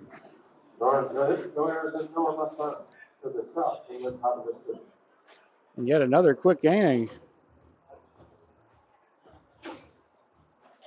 Going to take us to the bottom of the 6th. Still 1-0 South over the West.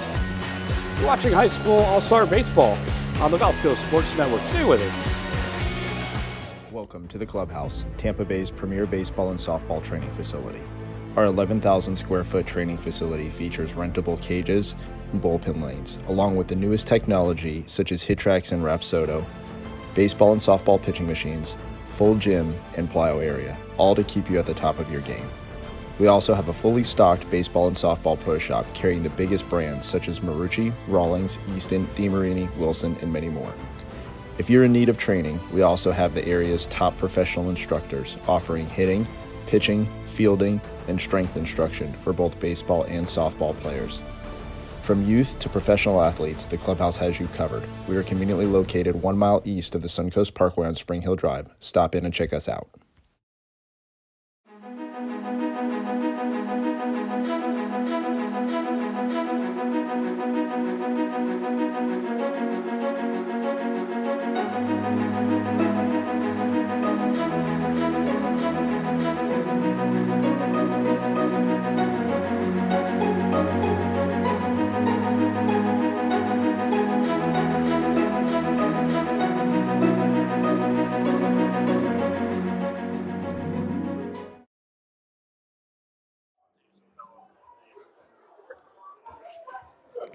So we move to the bottom of the 6th inning.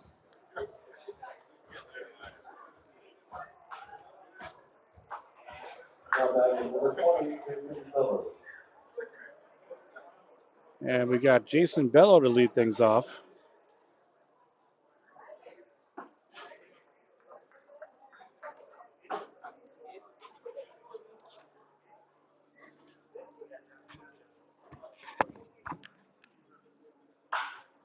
Grounder up the middle. Ooh, took a bad hop there.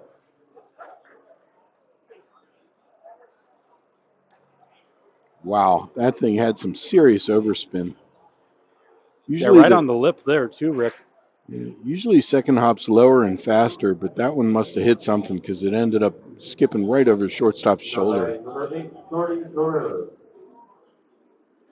Jordy Guerrero now steps in. Guerrero from Island Coast High School.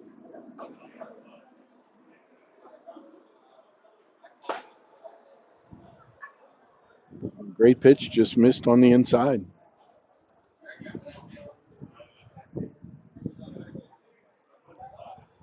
Leadoff runner on, nobody out. Opportunity for the West. That one gets fouled away, out of play.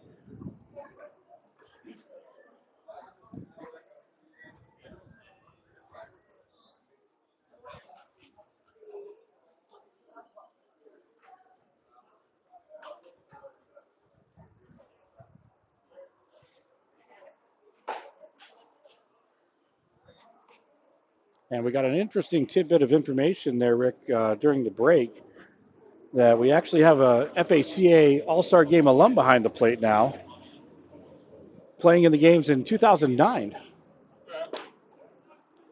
That is so cool to be able to play and then come back and contribute. How can you not be romantic about this game? And that'll run the count full. 3 balls, 2 strikes. Payoff pitch for Gray and Guerrero.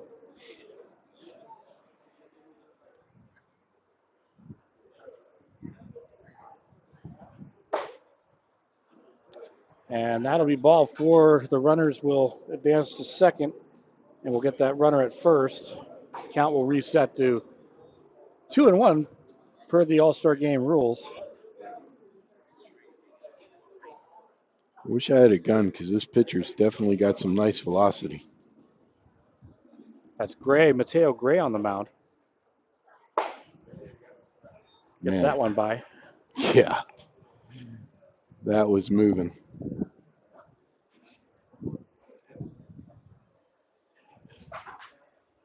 I've got to guess he's somewhere in the mid-90s.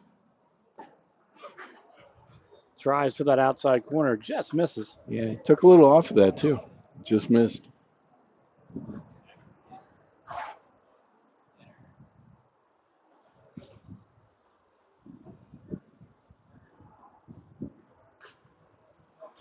Off speed again.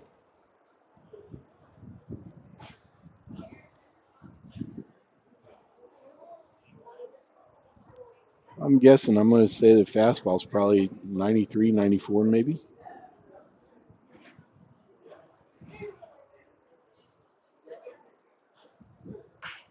Off speed again. Towards the hole. Going to take the force at third. Great heads-up play by Short. Tell you what, that's really heads-up baseball. The third baseman was in other situation, it would have been his ball, but he knew that he had to get back home. Credits to the shortstop being able to get over and cover. Oh, it's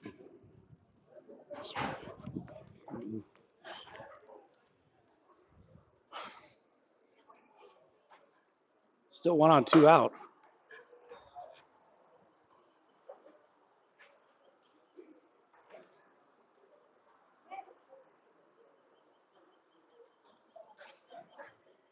John Embry steps in.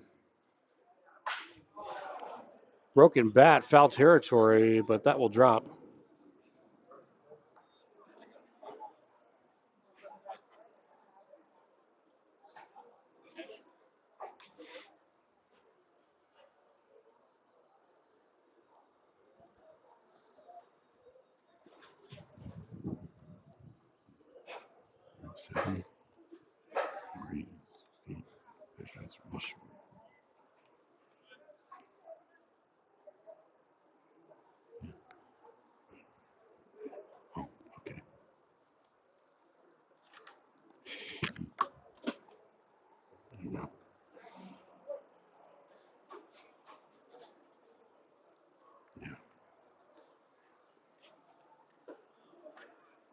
Oh, wow, what a big pitch. That thing just disappeared off the bottom of the zone.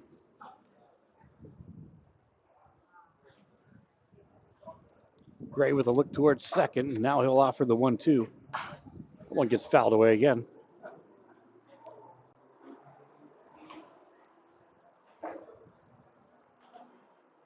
Interesting watching the pitcher's delivery. He hides the ball really well. It's hard to pick up until it's right off his hand. And that'll be high. Embry's committed to Florida Gulf Coast University. And one of the best non-baseball accomplishments that he's had is taking a mission trip to the Dominican Republic. Oh, my. Certainly appreciate all the service that young man's done. Going to try to turn 2 on this one. The throw is off the mark. And the first run of the ball game for the West will come in. So Embry will get the runner in, and he'll be safe at first.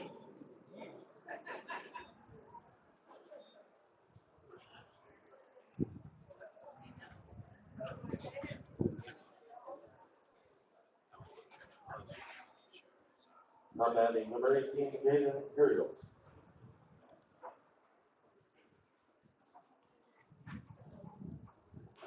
Jaden Harriel steps in. Harriel's from Eastlake. Take the first pitch high for ball 1. Nice fastball upstairs. Harriel committed to Florida Atlantic University. His best high school baseball memory is winning the 6A district. But the best non-baseball accomplishment he's proud of is getting that 4.1 GPA when he graduated this year. Great job. That's awesome. Love the stars in the classroom. And you're going to like this too. He models his game after Mookie Betts because he likes how he transitioned from infield to outfield, and Harriel just loves his swing. Who doesn't, really? Yeah. Probably the opposing pitchers.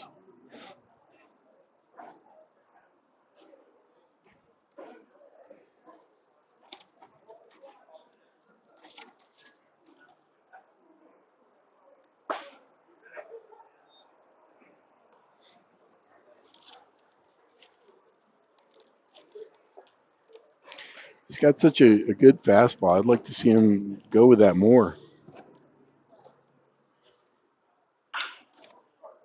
Chopper over to third. Going to take Nice the fourth job. and second for out number 3. The West scores 1 run off, 1 hit, 1 error, and 2 runners left on base. After 6 complete. And that's going to take us to the 7th. The West have tied things up. We're all notched up at 1. We'll be back after this.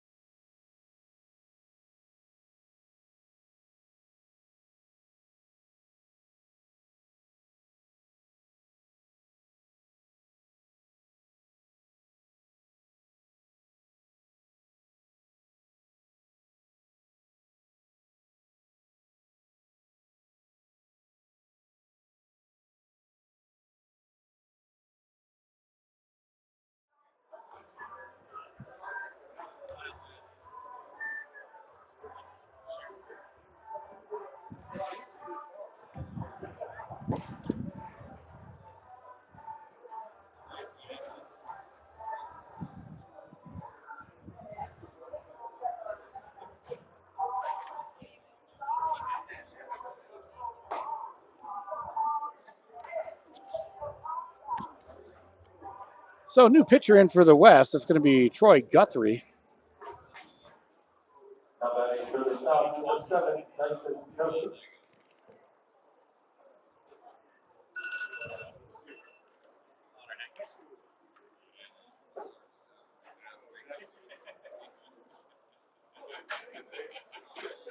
And we apologize, we don't have a jersey number for the batter. Fly ball to deep center field, caught at the warning track. That was a shot. It's not him. Probably an out on his own field. I mean, a home run. Now batting from Flanagan, number 22, Braden Allison.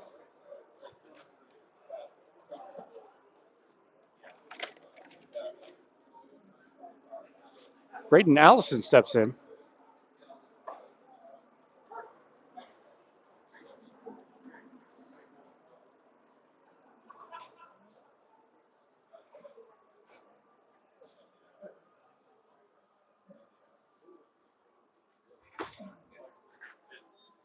Takes a big cut there.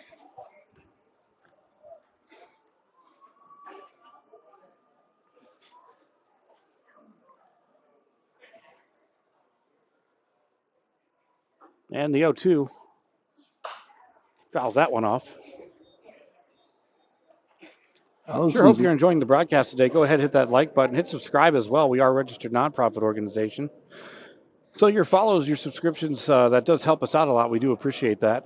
We do enjoy bringing these games to you live, but we do have to offset our costs. So anytime that you can subscribe to our content, that does help us out. We do appreciate it.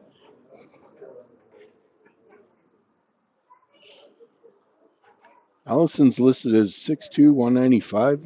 He plays first base, and he's a left-handed pitcher from Flanagan High School.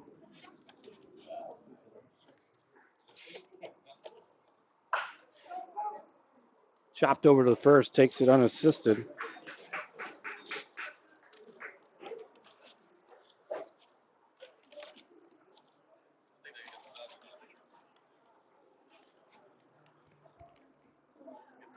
Now batting from MacArthur, number 3, Tyler Smith.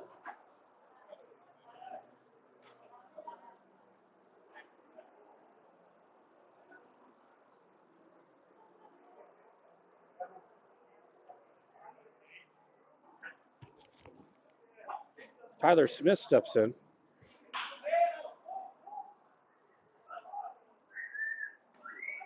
And he's able to beat that one out. Smith has a good bit of speed, so always loved having fast teams. You put a lot of extra pressure on the defense. Shortstop made a nice play, made a really nice strong throw. Just took him the first baseman a little bit off.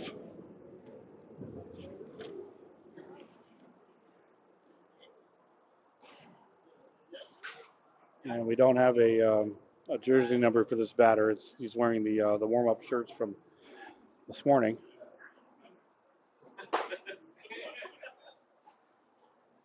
Guthrie misses high and inside.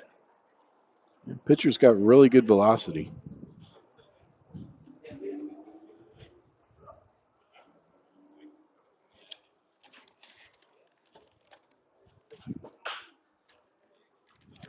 Chopped foul.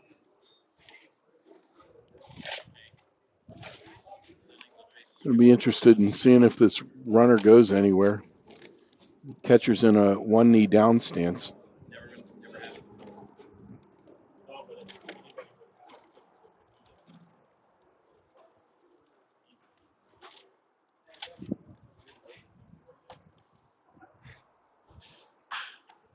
Grounder over to second.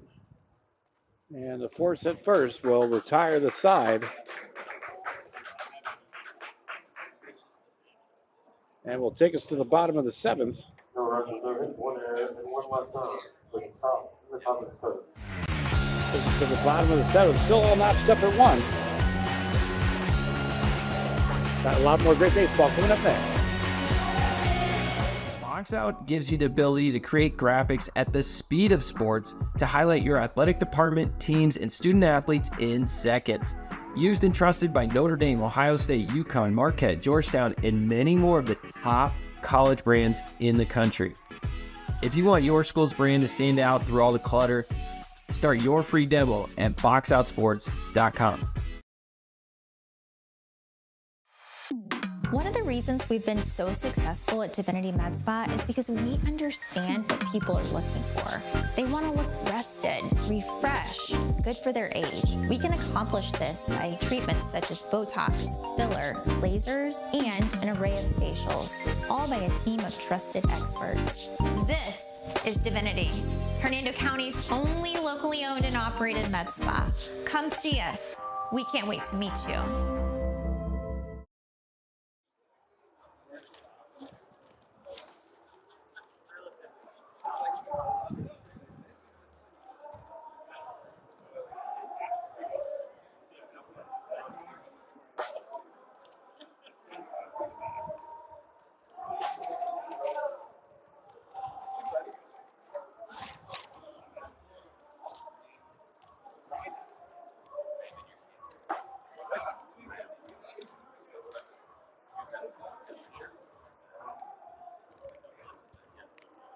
So we're in the bottom of the 7th inning, still all notched up at 1. We've got great pitching and a lot of great defensive efforts so far. Solid contact, but when you have talent this caliber, you really got to put on a show with the bat to try to get a hit on this, and that's what we've seen today. 1 run on 3 hits for both squads. Got a new pitcher in for the South. Rafael Herza now steps in.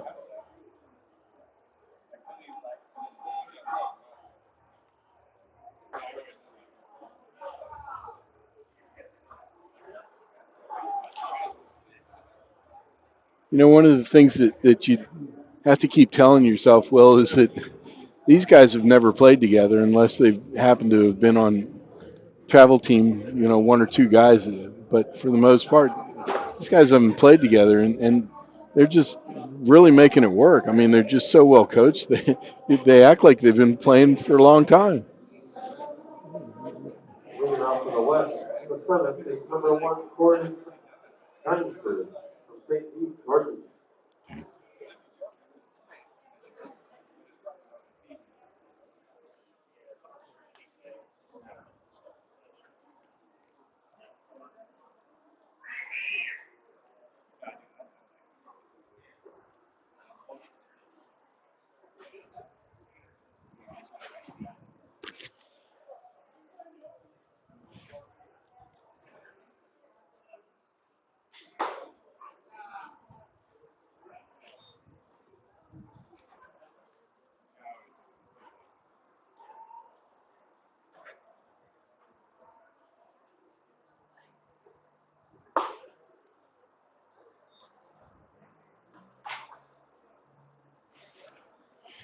It's really cool seeing all these big power arms.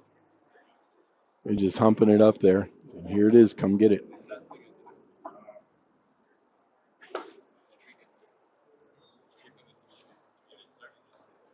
All right. Works himself into a 2-1 count.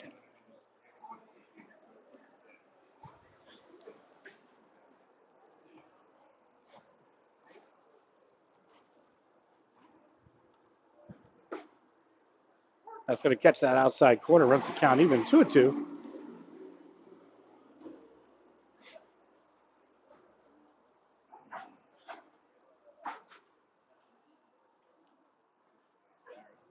The wind and the offering is going to miss high and inside, take us to a full count.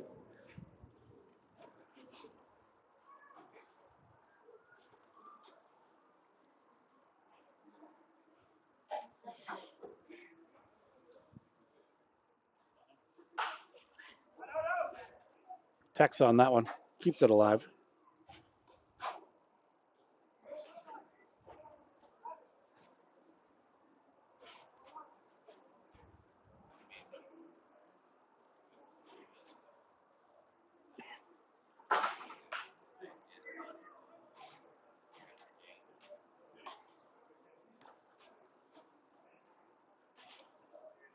Gunzer's having himself a really nice at bat.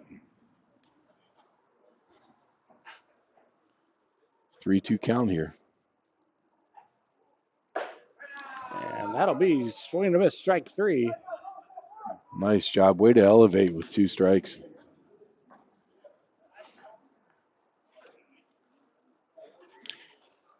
Pitcher did a nice job. Number 20, Jason Bellows. Really nice job changing locations and planes. Jason Bello 1 for 1 today. He's put on a clinic at third base.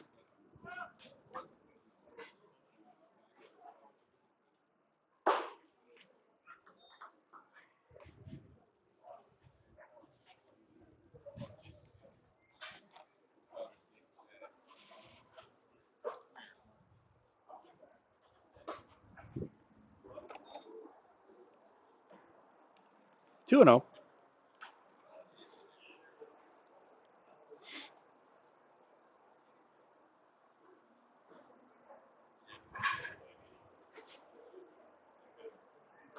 Oh, got Yeah, him. looks like that caught him.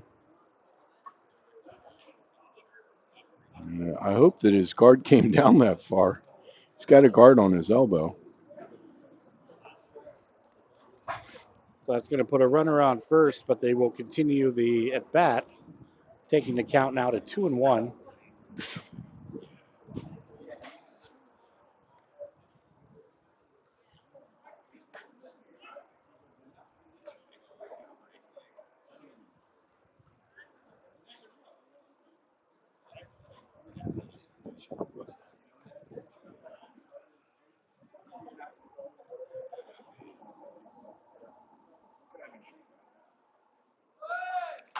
Oh, my.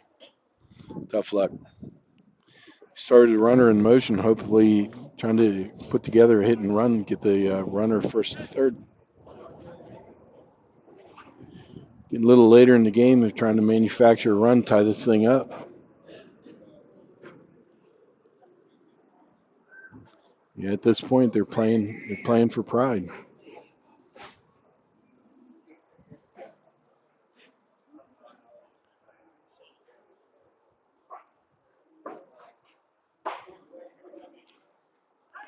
My apologies, it's tied already. Somehow I missed one in all the excitement. Count full now. Payoff pitch for Perza and Bello. If only they had a scoreboard I could look at, Will. Well, it is red on red. I've had a little bit of trouble with Yeah, it myself. It's difficult picking up in the sunshine. Great hands. 4-6-3 double play Nice work. to retire the side. But before we do, I'd like to thank you for having me on as the play-by-play broadcaster for today's game. Going to hand things over now to Brian Lott, who's going to take us home for the remainder of the broadcast. All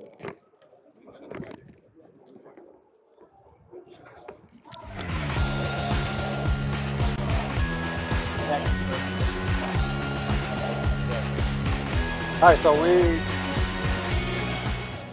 don't have.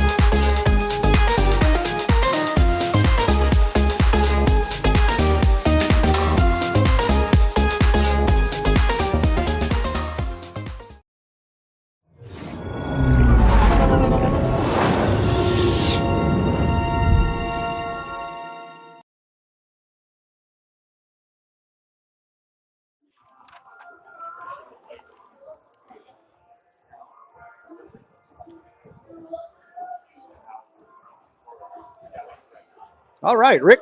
We're here in the Top half of the 8th inning here. Glad to be able to join the Gulf Coast Sports Network here. Did make it a little late, but be here for the duration of this game and the next game coming up. Yeah, coming up to bat, we've got Corey Rodriguez. Corey's from Braddock High School, and he just turned in a beautiful play at second base. And that's a called strike. I was just really enjoying watching how that worked. He showed really quick hands, great footwork to be able to make that pivot to second base. Ball comes in high, 1-1.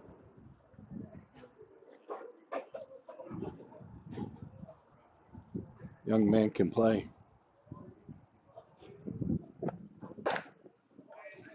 Swing and a miss. It runs the count 1-2.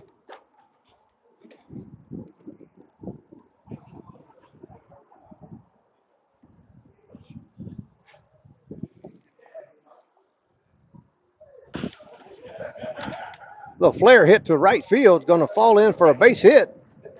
That was a sweet piece of hitting. My golly, he pulled the string on that pitch, got him with off speed out on the front side. Young man did a great job, though, just getting the bat on it and hit a little flare.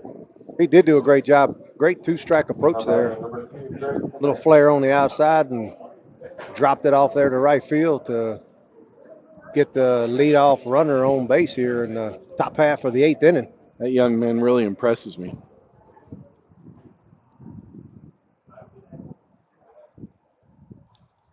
Up to bat number 2. Ball hit off the pitcher. Greg Cabin hit the ball off of the pitcher's glove. How about that? Yeah, so they ended up starting the runner up, so it moved the second baseman, created a whole terrific job of situational hitting. He hit it right to the hole. And that's Troy Guthrie there at pitcher.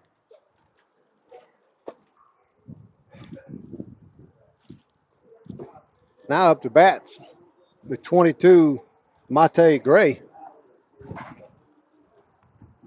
So we got runners on first and second. Nobody out. Gray at the plate with a 1-0 count. That fastball catches the outside corner for called strike 1. 1-1.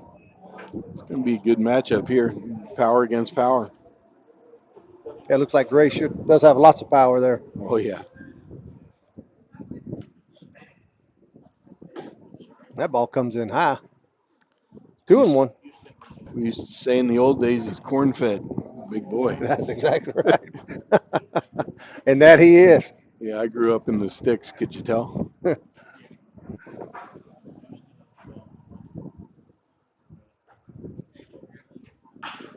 Pop fly. That's it. To center field. Call is made. Runner tags up from second. Slides in safely to third. Fantastic read. Great piece of hitting there by Gray to get that runner over to third base, especially here in a tie ball game here. Nice job. Late, so defensively was able to hold that runner at first. So we now have runners at first and third with 1 out. Really interesting here. It's getting late in the game.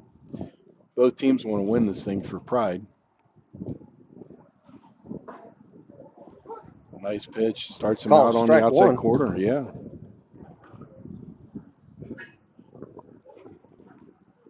We do apologize. Not sure who the hitter is here, but we do have a 0-1 count and 1 out here.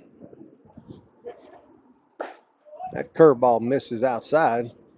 Evens the count up 1-1.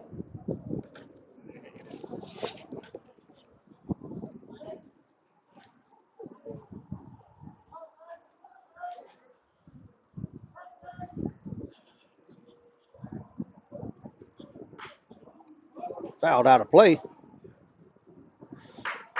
Runs the count 1-2.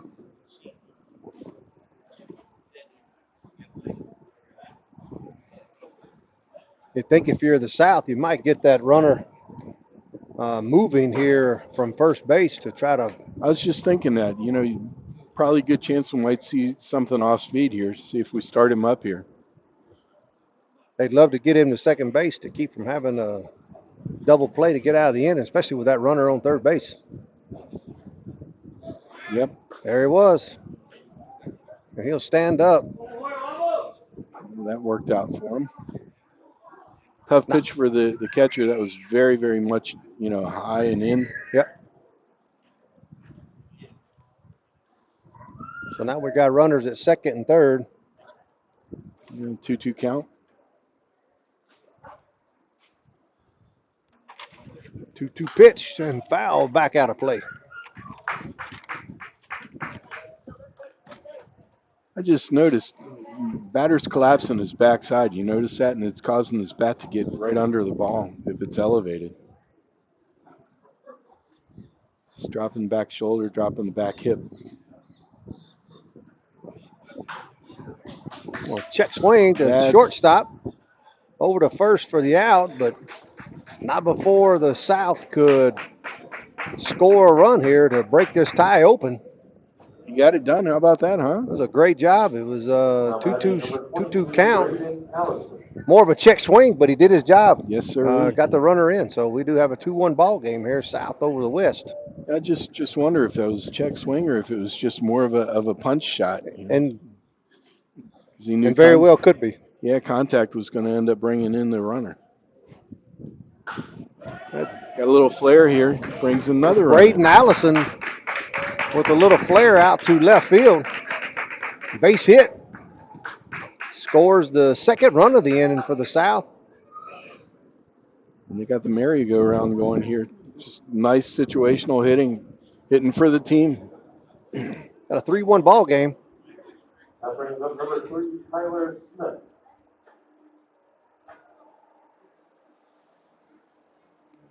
So that brings up number 3, Tyler Smith.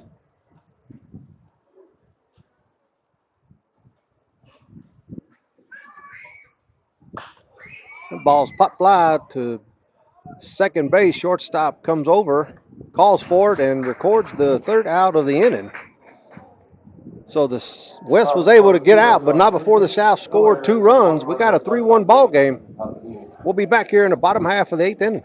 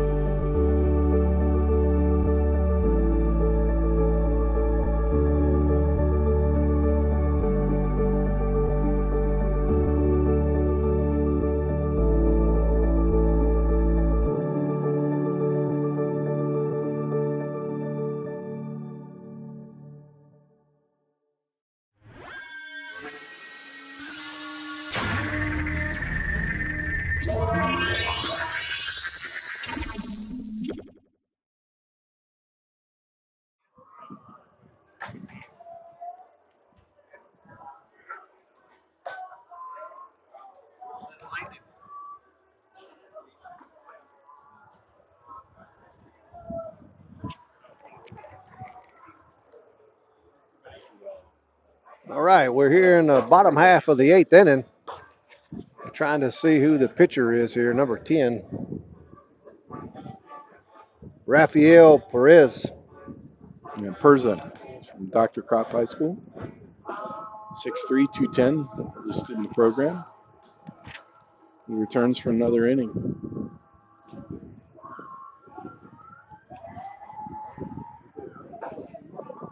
Ooh. Close call there on the throwdown. Number 8, Jordan Guerrero. That's always scary.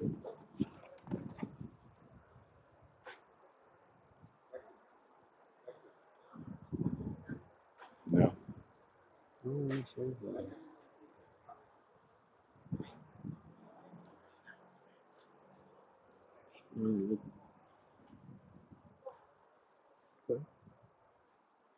So up to bat is Jordy Guerrero. Swing and a miss, strike 1.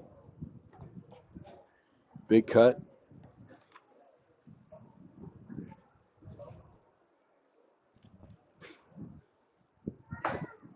Another hard swing. Runs the count 0-2. Doing a great job pitching right on the hands, handcuffing them every time.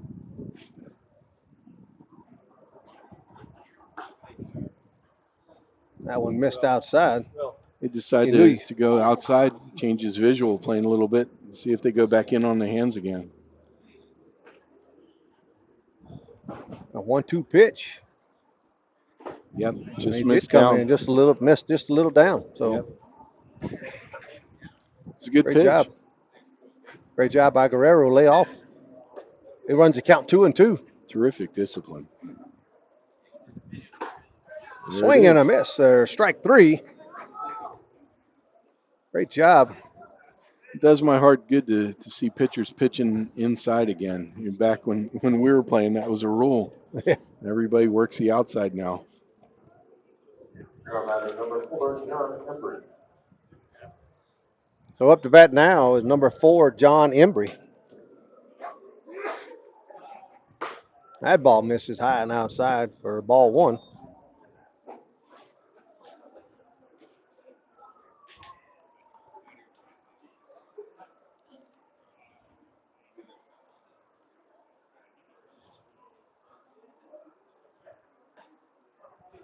Another one high and outside.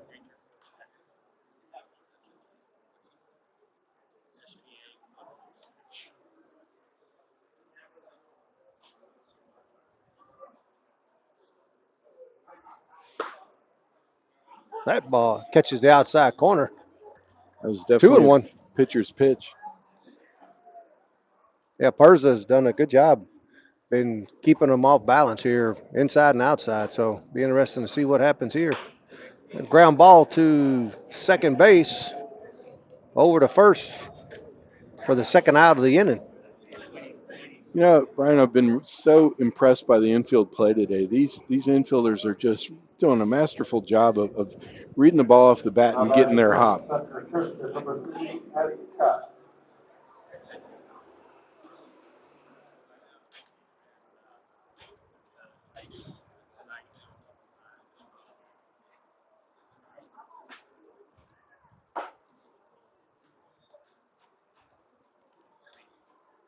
Up to bat is number 3, Addie Scott. Scott's from Seffner Christian.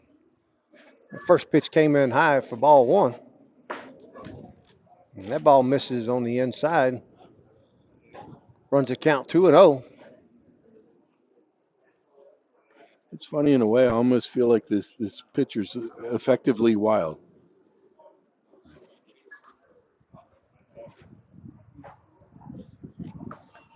He is effective. That's a call strike. 2-1. I agree with you because it seems like we're playing Army here. It's right and left, right and left, right and left. Yeah, but, absolutely. He's able to dot the corners and got a quick 2 outs here. Oh, just that missed. Just that was missed a on the great inside pitch corner. on the Great inside. pitch. That runs the count 3-1. Yeah, he's working corners just masterfully.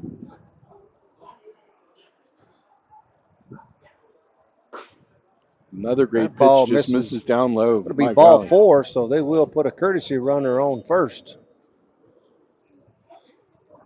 That and was Scott a will terrific pitch. start back with a 2-1 count here. And again, big credit to both of our plate umpires today. Their zones have been fair and very consistent. They've been a joy to watch.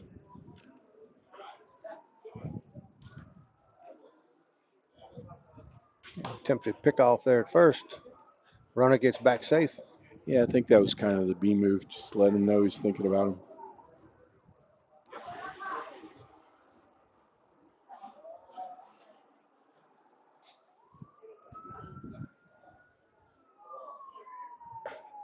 Ball misses. Snap throw down to first.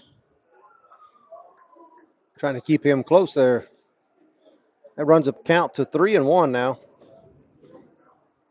He's definitely in the driver's seat with a runner on.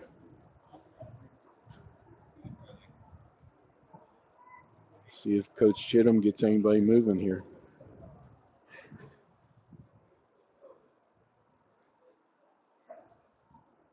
That ball misses high and outside.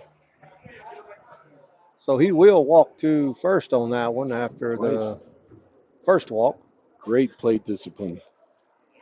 So we do have runners at first and second now, 2 outs.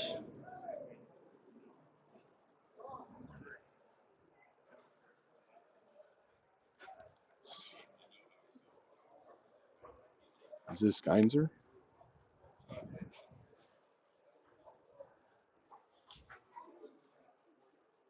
Had a quick little meeting there with the catcher and pitcher.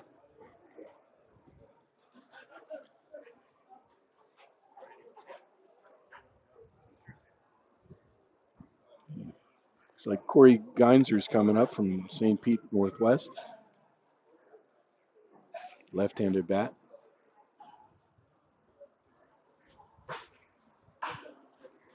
Foul ball left out of play. Oh, my. If that would have dropped in, that would have been money for his team.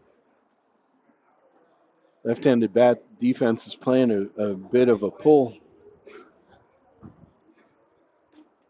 Do have a pretty big foul area out here on both sides. At a 1 count. Ball comes in high. That's a good mix. 1-1. Went upstairs. Let's see what we get this time, right? Expanded up.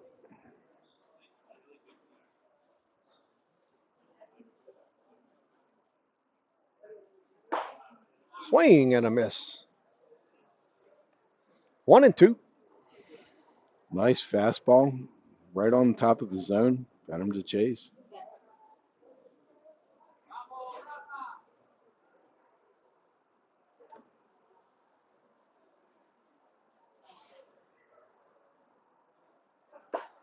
Great curveball there. Strike 3 for Perza.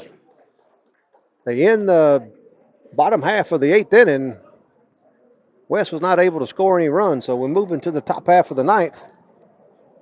3-1 ball game.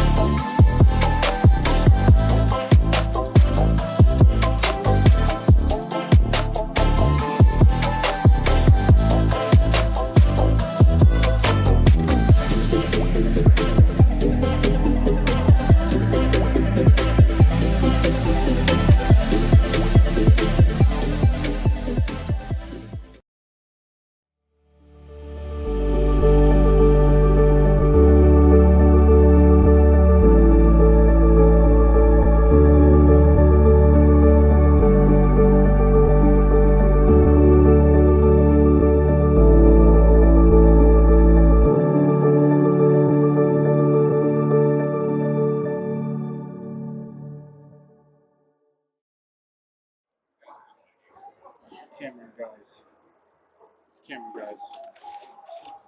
Must have been a late out. That's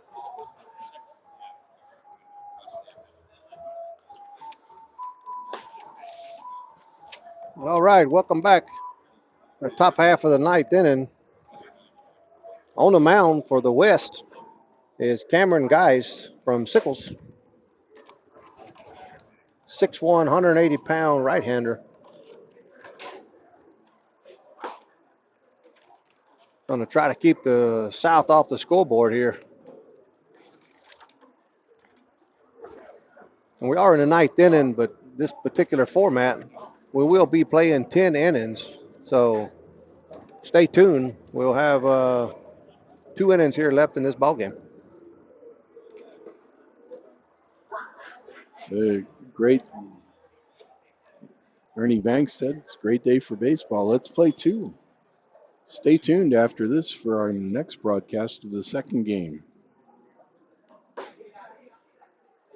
That pitch is just missed on the outside corner for ball 1. Is one of our unidentified players. Oh, we have an unidentified? Yeah. All right, swing and a miss.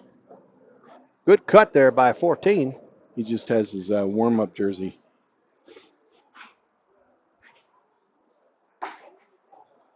Fastball misses outside, runs the count 2-1.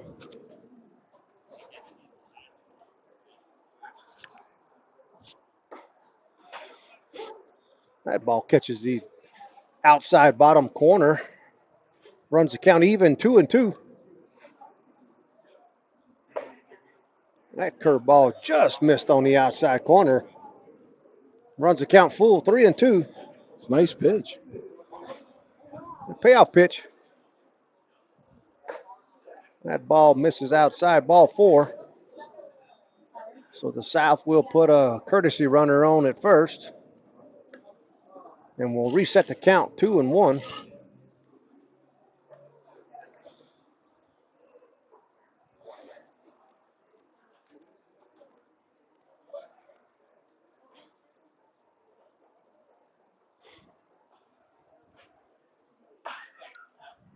Foul ball left side.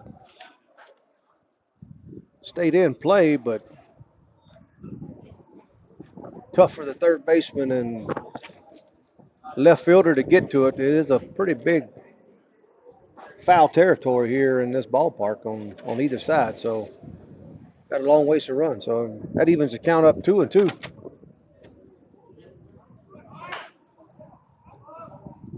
Foul ball out of play. Looks like they had a little hit and run going on there. Yeah, he started the runner up. Got a pitch that he could have drive with the hole vacated by the second baseman, but just got it in on his hands a little too much. Oh my. That's a shot down the right field line, but actually cleared the fence, but was foul. Oh. Unfortunately, that's a long strike. My golly, his coach would have loved him for that one. That was a shot, though. He did a great job of barreling that up. He just missed the foul pole by about 10 or 15 feet. Runner steals.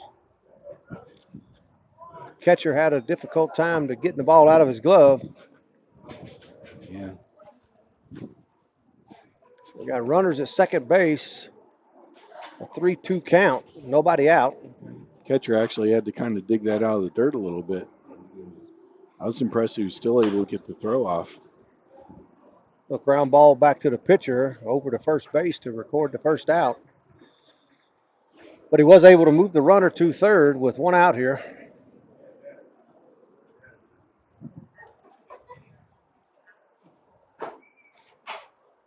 Now batting from MacArthur, number 5, Devin Rizal.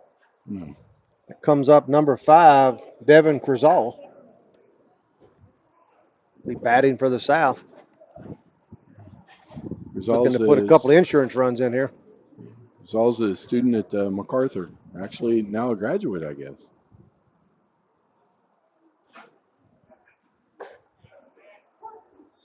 Fastball inside corner for call strike 1.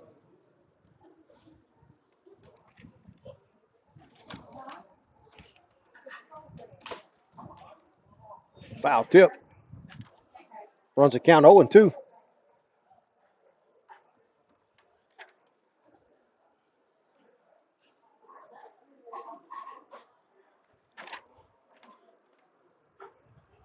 Devin is committed to go play at the University of Dayton.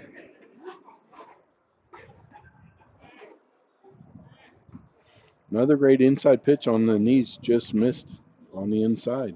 His favorite memory is throwing a no-hitter, throwing 7 innings with 0 runs, and then walked it off. Yeah, I think a no-hitter would probably rank up there for one of my favorite memories, that's for sure. Got a 2-2 count, 1 out, runner on third base.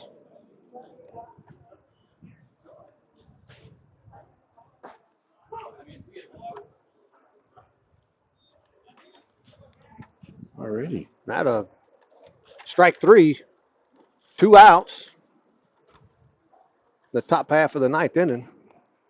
You know, Brian, the fun fact about me is the only thing that kept me from playing in the big leagues was the lack of talent. The lack of talent? Yes, sir.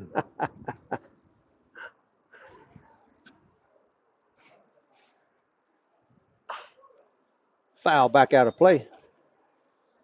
Well, I would believe the kids that are out on this field, I think there's a lot of talent to Oh, potentially my. be out there in the major leagues one day. So Every single one of them is just really put on a display today. End of this game, they need to go home with fond memories of their play. great pitch curveball there in zone. Oh, got a 0-2 count. This young man at the plate has turned in some absolute defensive gems today. Great pitch there. Fastball come in high. Really impressed me with quick feet, fast hands.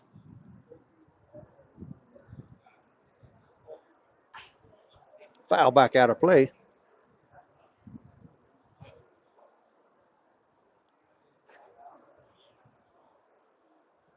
Some schools going to get themselves a dandy player next year.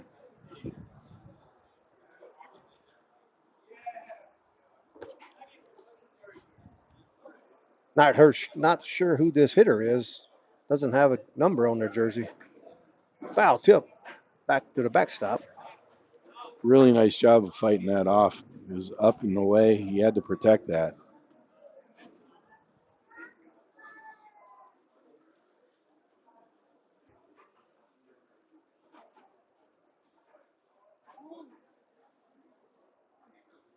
Keeps the count 1-2, 2 outs. Runner at third. He doesn't have to do too much here. Anything in the grass is going to be money. Brought it inside there. Well, I think we all have a pretty good idea where this next pitch is going to be. That evens the count 2-2.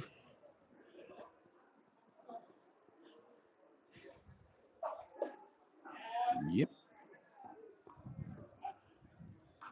He just missed. So now the advantage switches back to the hitter. That's what I love about this game. It's a chess match every single pitch.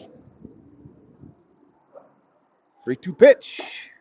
Missed away. Missed on the outside corner for ball 4. So all right. We'll put us a courtesy runner on first, and we'll have runners at first and third. 2 outs. The 2-1 count. That was a phenomenal blue-collar at-bat. That young man really showed tremendous discipline and strike zone awareness. He did. I think he probably had 3 or 4 foul tips there. Yeah. To be able to stay alive and continue fight to a walk. Loved watching this young man play today. Oh, line drive just there past it is. The shortstop. Drove in a run. Drove in a run here. Great piece of hitting there. That was impressive. Wish we knew who that kid's name was, but great job of hitting there for him. Fought and was able to get a hit. So we got runners at first and second. Run scored. A 4-1 ball game here. 2 outs.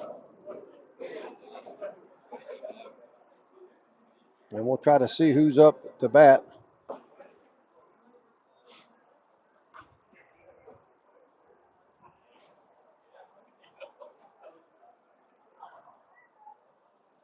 Would be Greg Cabana. That ball is hit.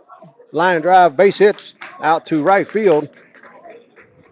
A stand-up double. Scores the runner from second base, and yet another run. We got a 5-1 ball game. Great piece of hitting there by.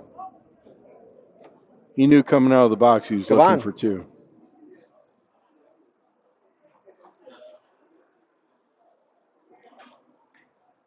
And I believe we will have a rotate out the inning. So with that, we have a 5-1 ball game. Looks like we're going to be moving to the bottom half of the 9th inning.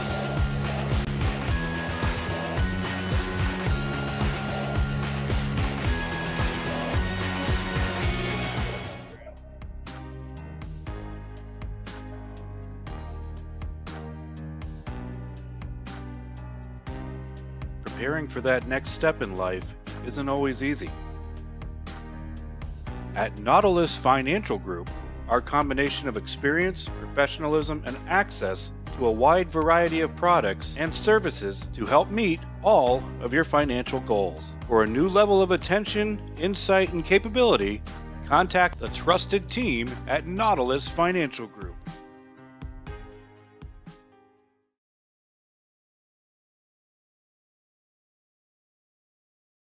When you play football, you develop this mentality that, you can withstand anything. You're Mr. Tough Guy. So years I had been battling. I was just excited to finally meet someone who knew what I was going through, who saw my pain, to think that in a matter of one treatment, and it got better and better as I began to get treatments throughout the month. Why would you deal with this pain for another day? No hitters.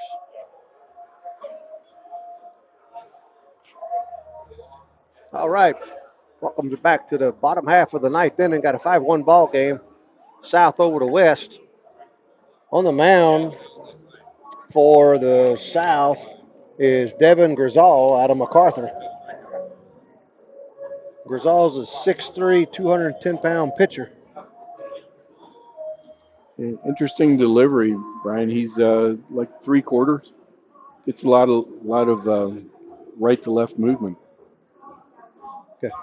Leading off the ninth for the West, out of Manatee, number 12, Diego Garcia. And up to bat for the West, number 12, Diego Garcia out of Manatee. Try to get a couple of base runners here. Ball comes in low for ball one.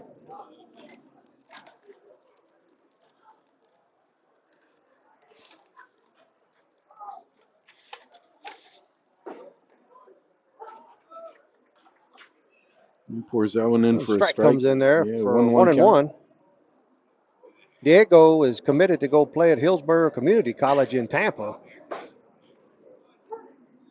since having graduated.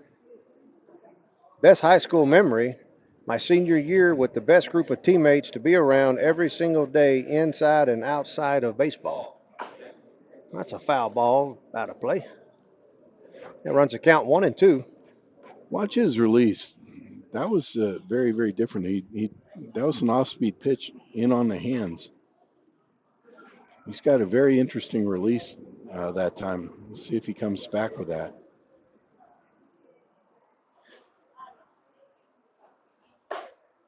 And laid off that pitch, even the count 2-2. His favorite MLB player is Jose Altuve. He loves the way that he plays on the field and how humble he is.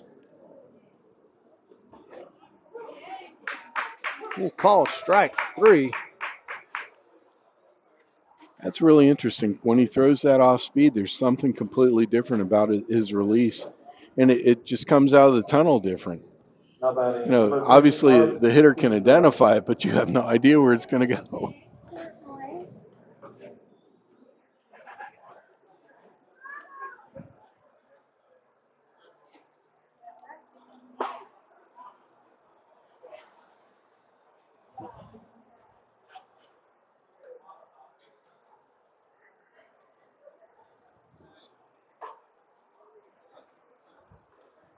Not sure we'll figure out who the batter is. We got a 2-0 count, though. And 1 out, bottom half of the ninth inning. Strike in there for call strike 1. I believe it's either count 2-1. Addie Scott or Alex Kunzel. We'll try and get a clarification here. That ball comes in low, 3-1.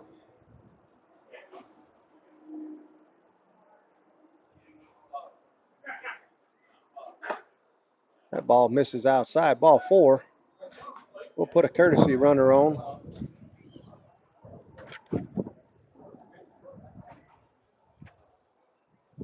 Oh, okay. This is Kunzel. Yep. Alec Kunzel had a ball 4 walk. Now he's going to reset with a 2-1 count with a courtesy runner at first. That ball comes in outside for ball 3. So 3-1 count, 1 out. Runner at first. That ball misses low, and he will take his base here. So that will give us runners at first and second. 2 quality at bats. That brings up number 13, Ryan May from Cypress Creek.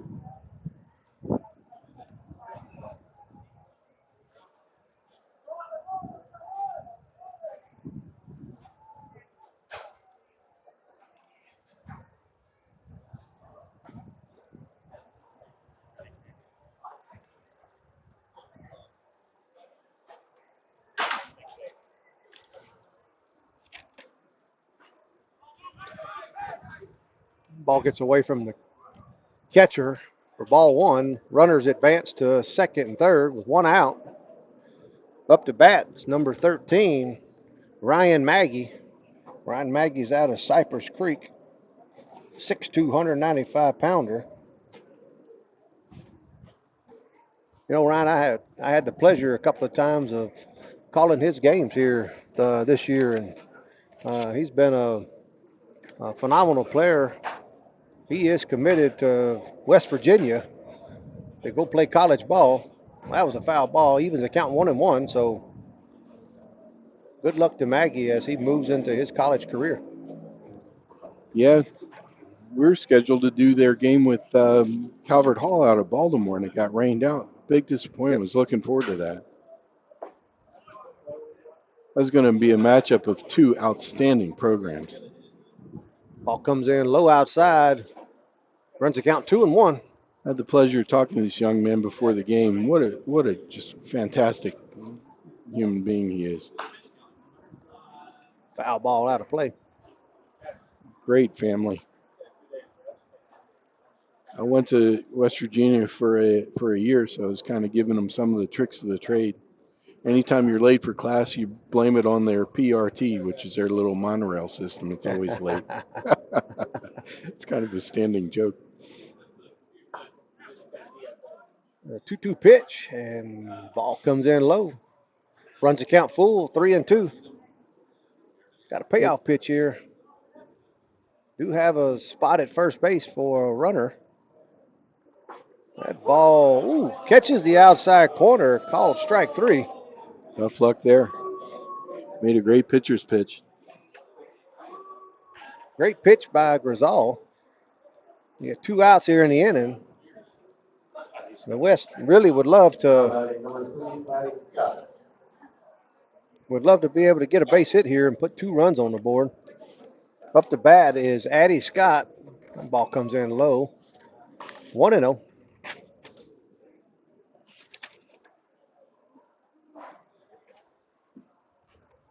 Addie is committed to play at Coastal Alabama Community College. He's a graduate of Seffner Christian. His favorite high school memory is setting the home run record. Oh, that would do it. Favorite player is Bryce Harper because of his passion. Love that. I grew up in the Maryland area, so naturally you got to be a Bryce fan as a Nats fan. And his best non-baseball accomplishment is being inducted to the National Honor Society. That's a called strike 3 for Grisal, and we end the bottom half of the 9th inning with no runs. We got a 5-1 ball game as we move into the last inning, the 10th inning. We'll be back in a few.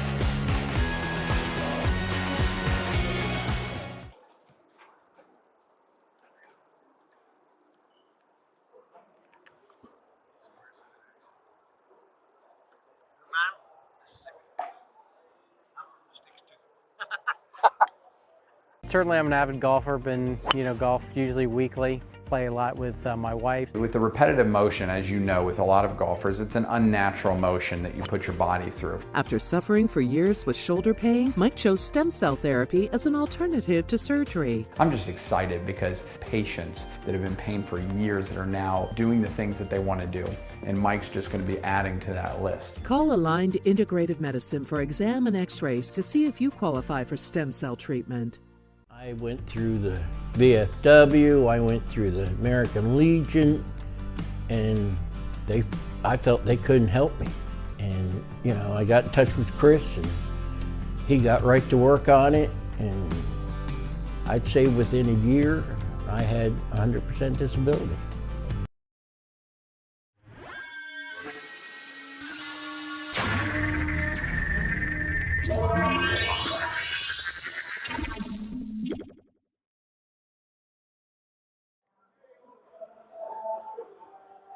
All right, top half of the 10th inning, and Cameron Guys from Sickles is back out on the mound here to finish this game off.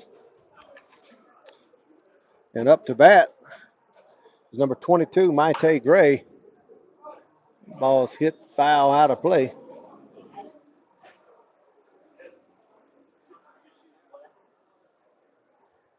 What a game this has been.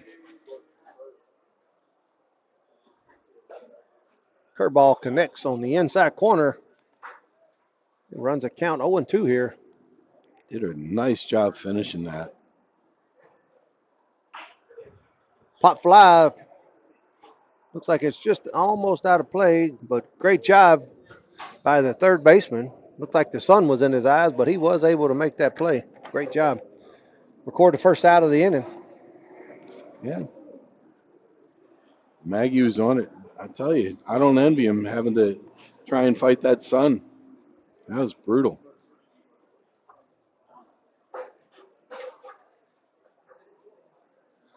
And what about the temperature here in the? Oh. We're not even into June. Yeah. And I believe we could get out there on home plate and fry some eggs, you know? I'm so glad we're undercover. Ooh, that curveball just missed on the high side. For ball one. Yeah, they were talking about record temperatures today, potentially in the up to around 100. Wow. Swing and a miss. So if we're seeing 100-degree temperatures before June gets here, I could only imagine what July and August is going to be like. Oh, he hit shot, that line one. drive to center field. Back goes the center fielder. Nice job reading that. Great job reading right that one. We'll record the second out of the inning. You could tell he picked that up right off the bat. He did. Phenomenal job tracking that. Great job getting behind the ball. It's just a joy to watch games like this. These kids are all just so fundamentally sound and well coached. They're just a joy.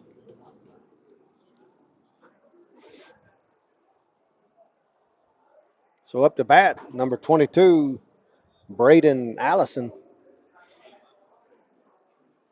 Fastball missed on the outside corner, 1-0. That Big fastball pitch. connected.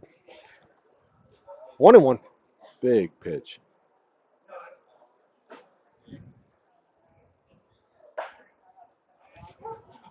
Went there Another again. one connected on the corner.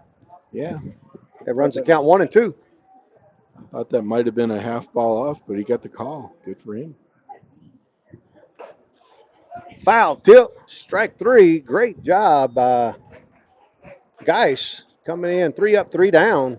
Impressive. We move into the bottom half of the last inning, number 10. It's a 5-1 ball game. We'll be back for the conclusion right after this.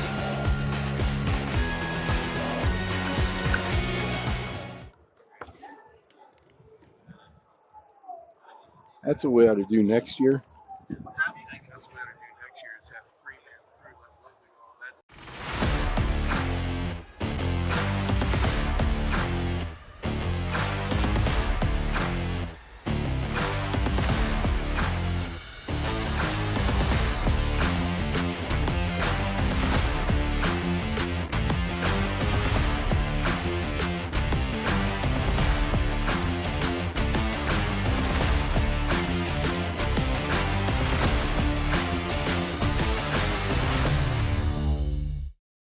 Welcome to the Clubhouse, Tampa Bay's premier baseball and softball training facility. Our 11,000 square foot training facility features rentable cages and bullpen lanes, along with the newest technology such as HitTrax and Rapsodo, baseball and softball pitching machines, full gym, and plyo area, all to keep you at the top of your game. We also have a fully stocked baseball and softball pro shop carrying the biggest brands such as Marucci, Rawlings, Easton, DeMarini, Wilson, and many more. If you're in need of training, we also have the area's top professional instructors offering hitting, pitching, fielding, and strength instruction for both baseball and softball players. From youth to professional athletes, the clubhouse has you covered. We are conveniently located 1 mile east of the Suncoast Parkway on Spring Hill Drive. Stop in and check us out. All right. You're here in the bottom half of the 10th inning. West has got some work to get done. A 5-1 ball game, 4-run deficit here. And they're going to have to navigate here through Devin Grisal. He pitched pretty efficient in his last inning. So we'll see what the West can do.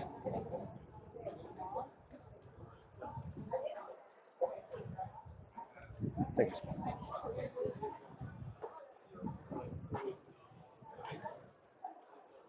I believe the batter is number 1, Corey Renzer.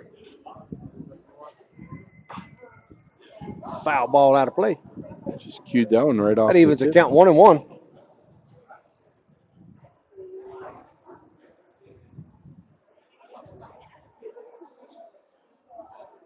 West needs base runners. That ball connects on the outside corner. 1-2. All day long, I've been impressed by the pitchers being able to spot both corners. Ground ball, shortstop, over to first base. That was close. Very close, but great play by shortstop and first base to record the first out. Impressive hustle right out of the box.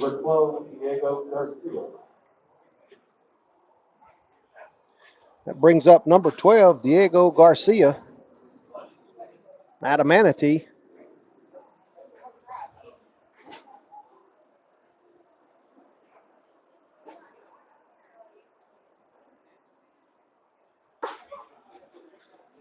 Ball misses outside for ball 1.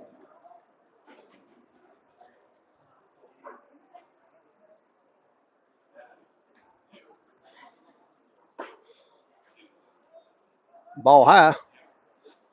2-0.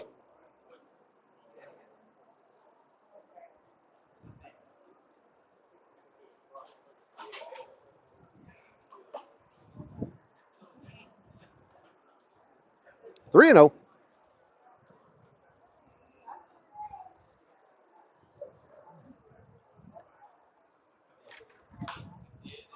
Fouled out of play.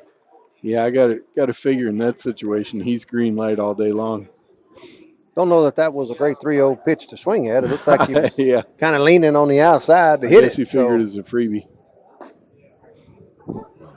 That was a great 3-1 pitch. Comes back with a outside corner strike. Runs the count 3-2. Gets his sign, 3-2 pitch. Ground ball, second base. Makes an easy play to first to record the second out. West is down to 1 out here. 4 runs to go. I love the first baseman's play there. You know, a lot of first basemen are just lazy. They want to bend at the waist to go get the ball. He bent his knees and got down under it to make sure of it. Up to bat is Alec Kunzel. That ball misses outside for ball 1.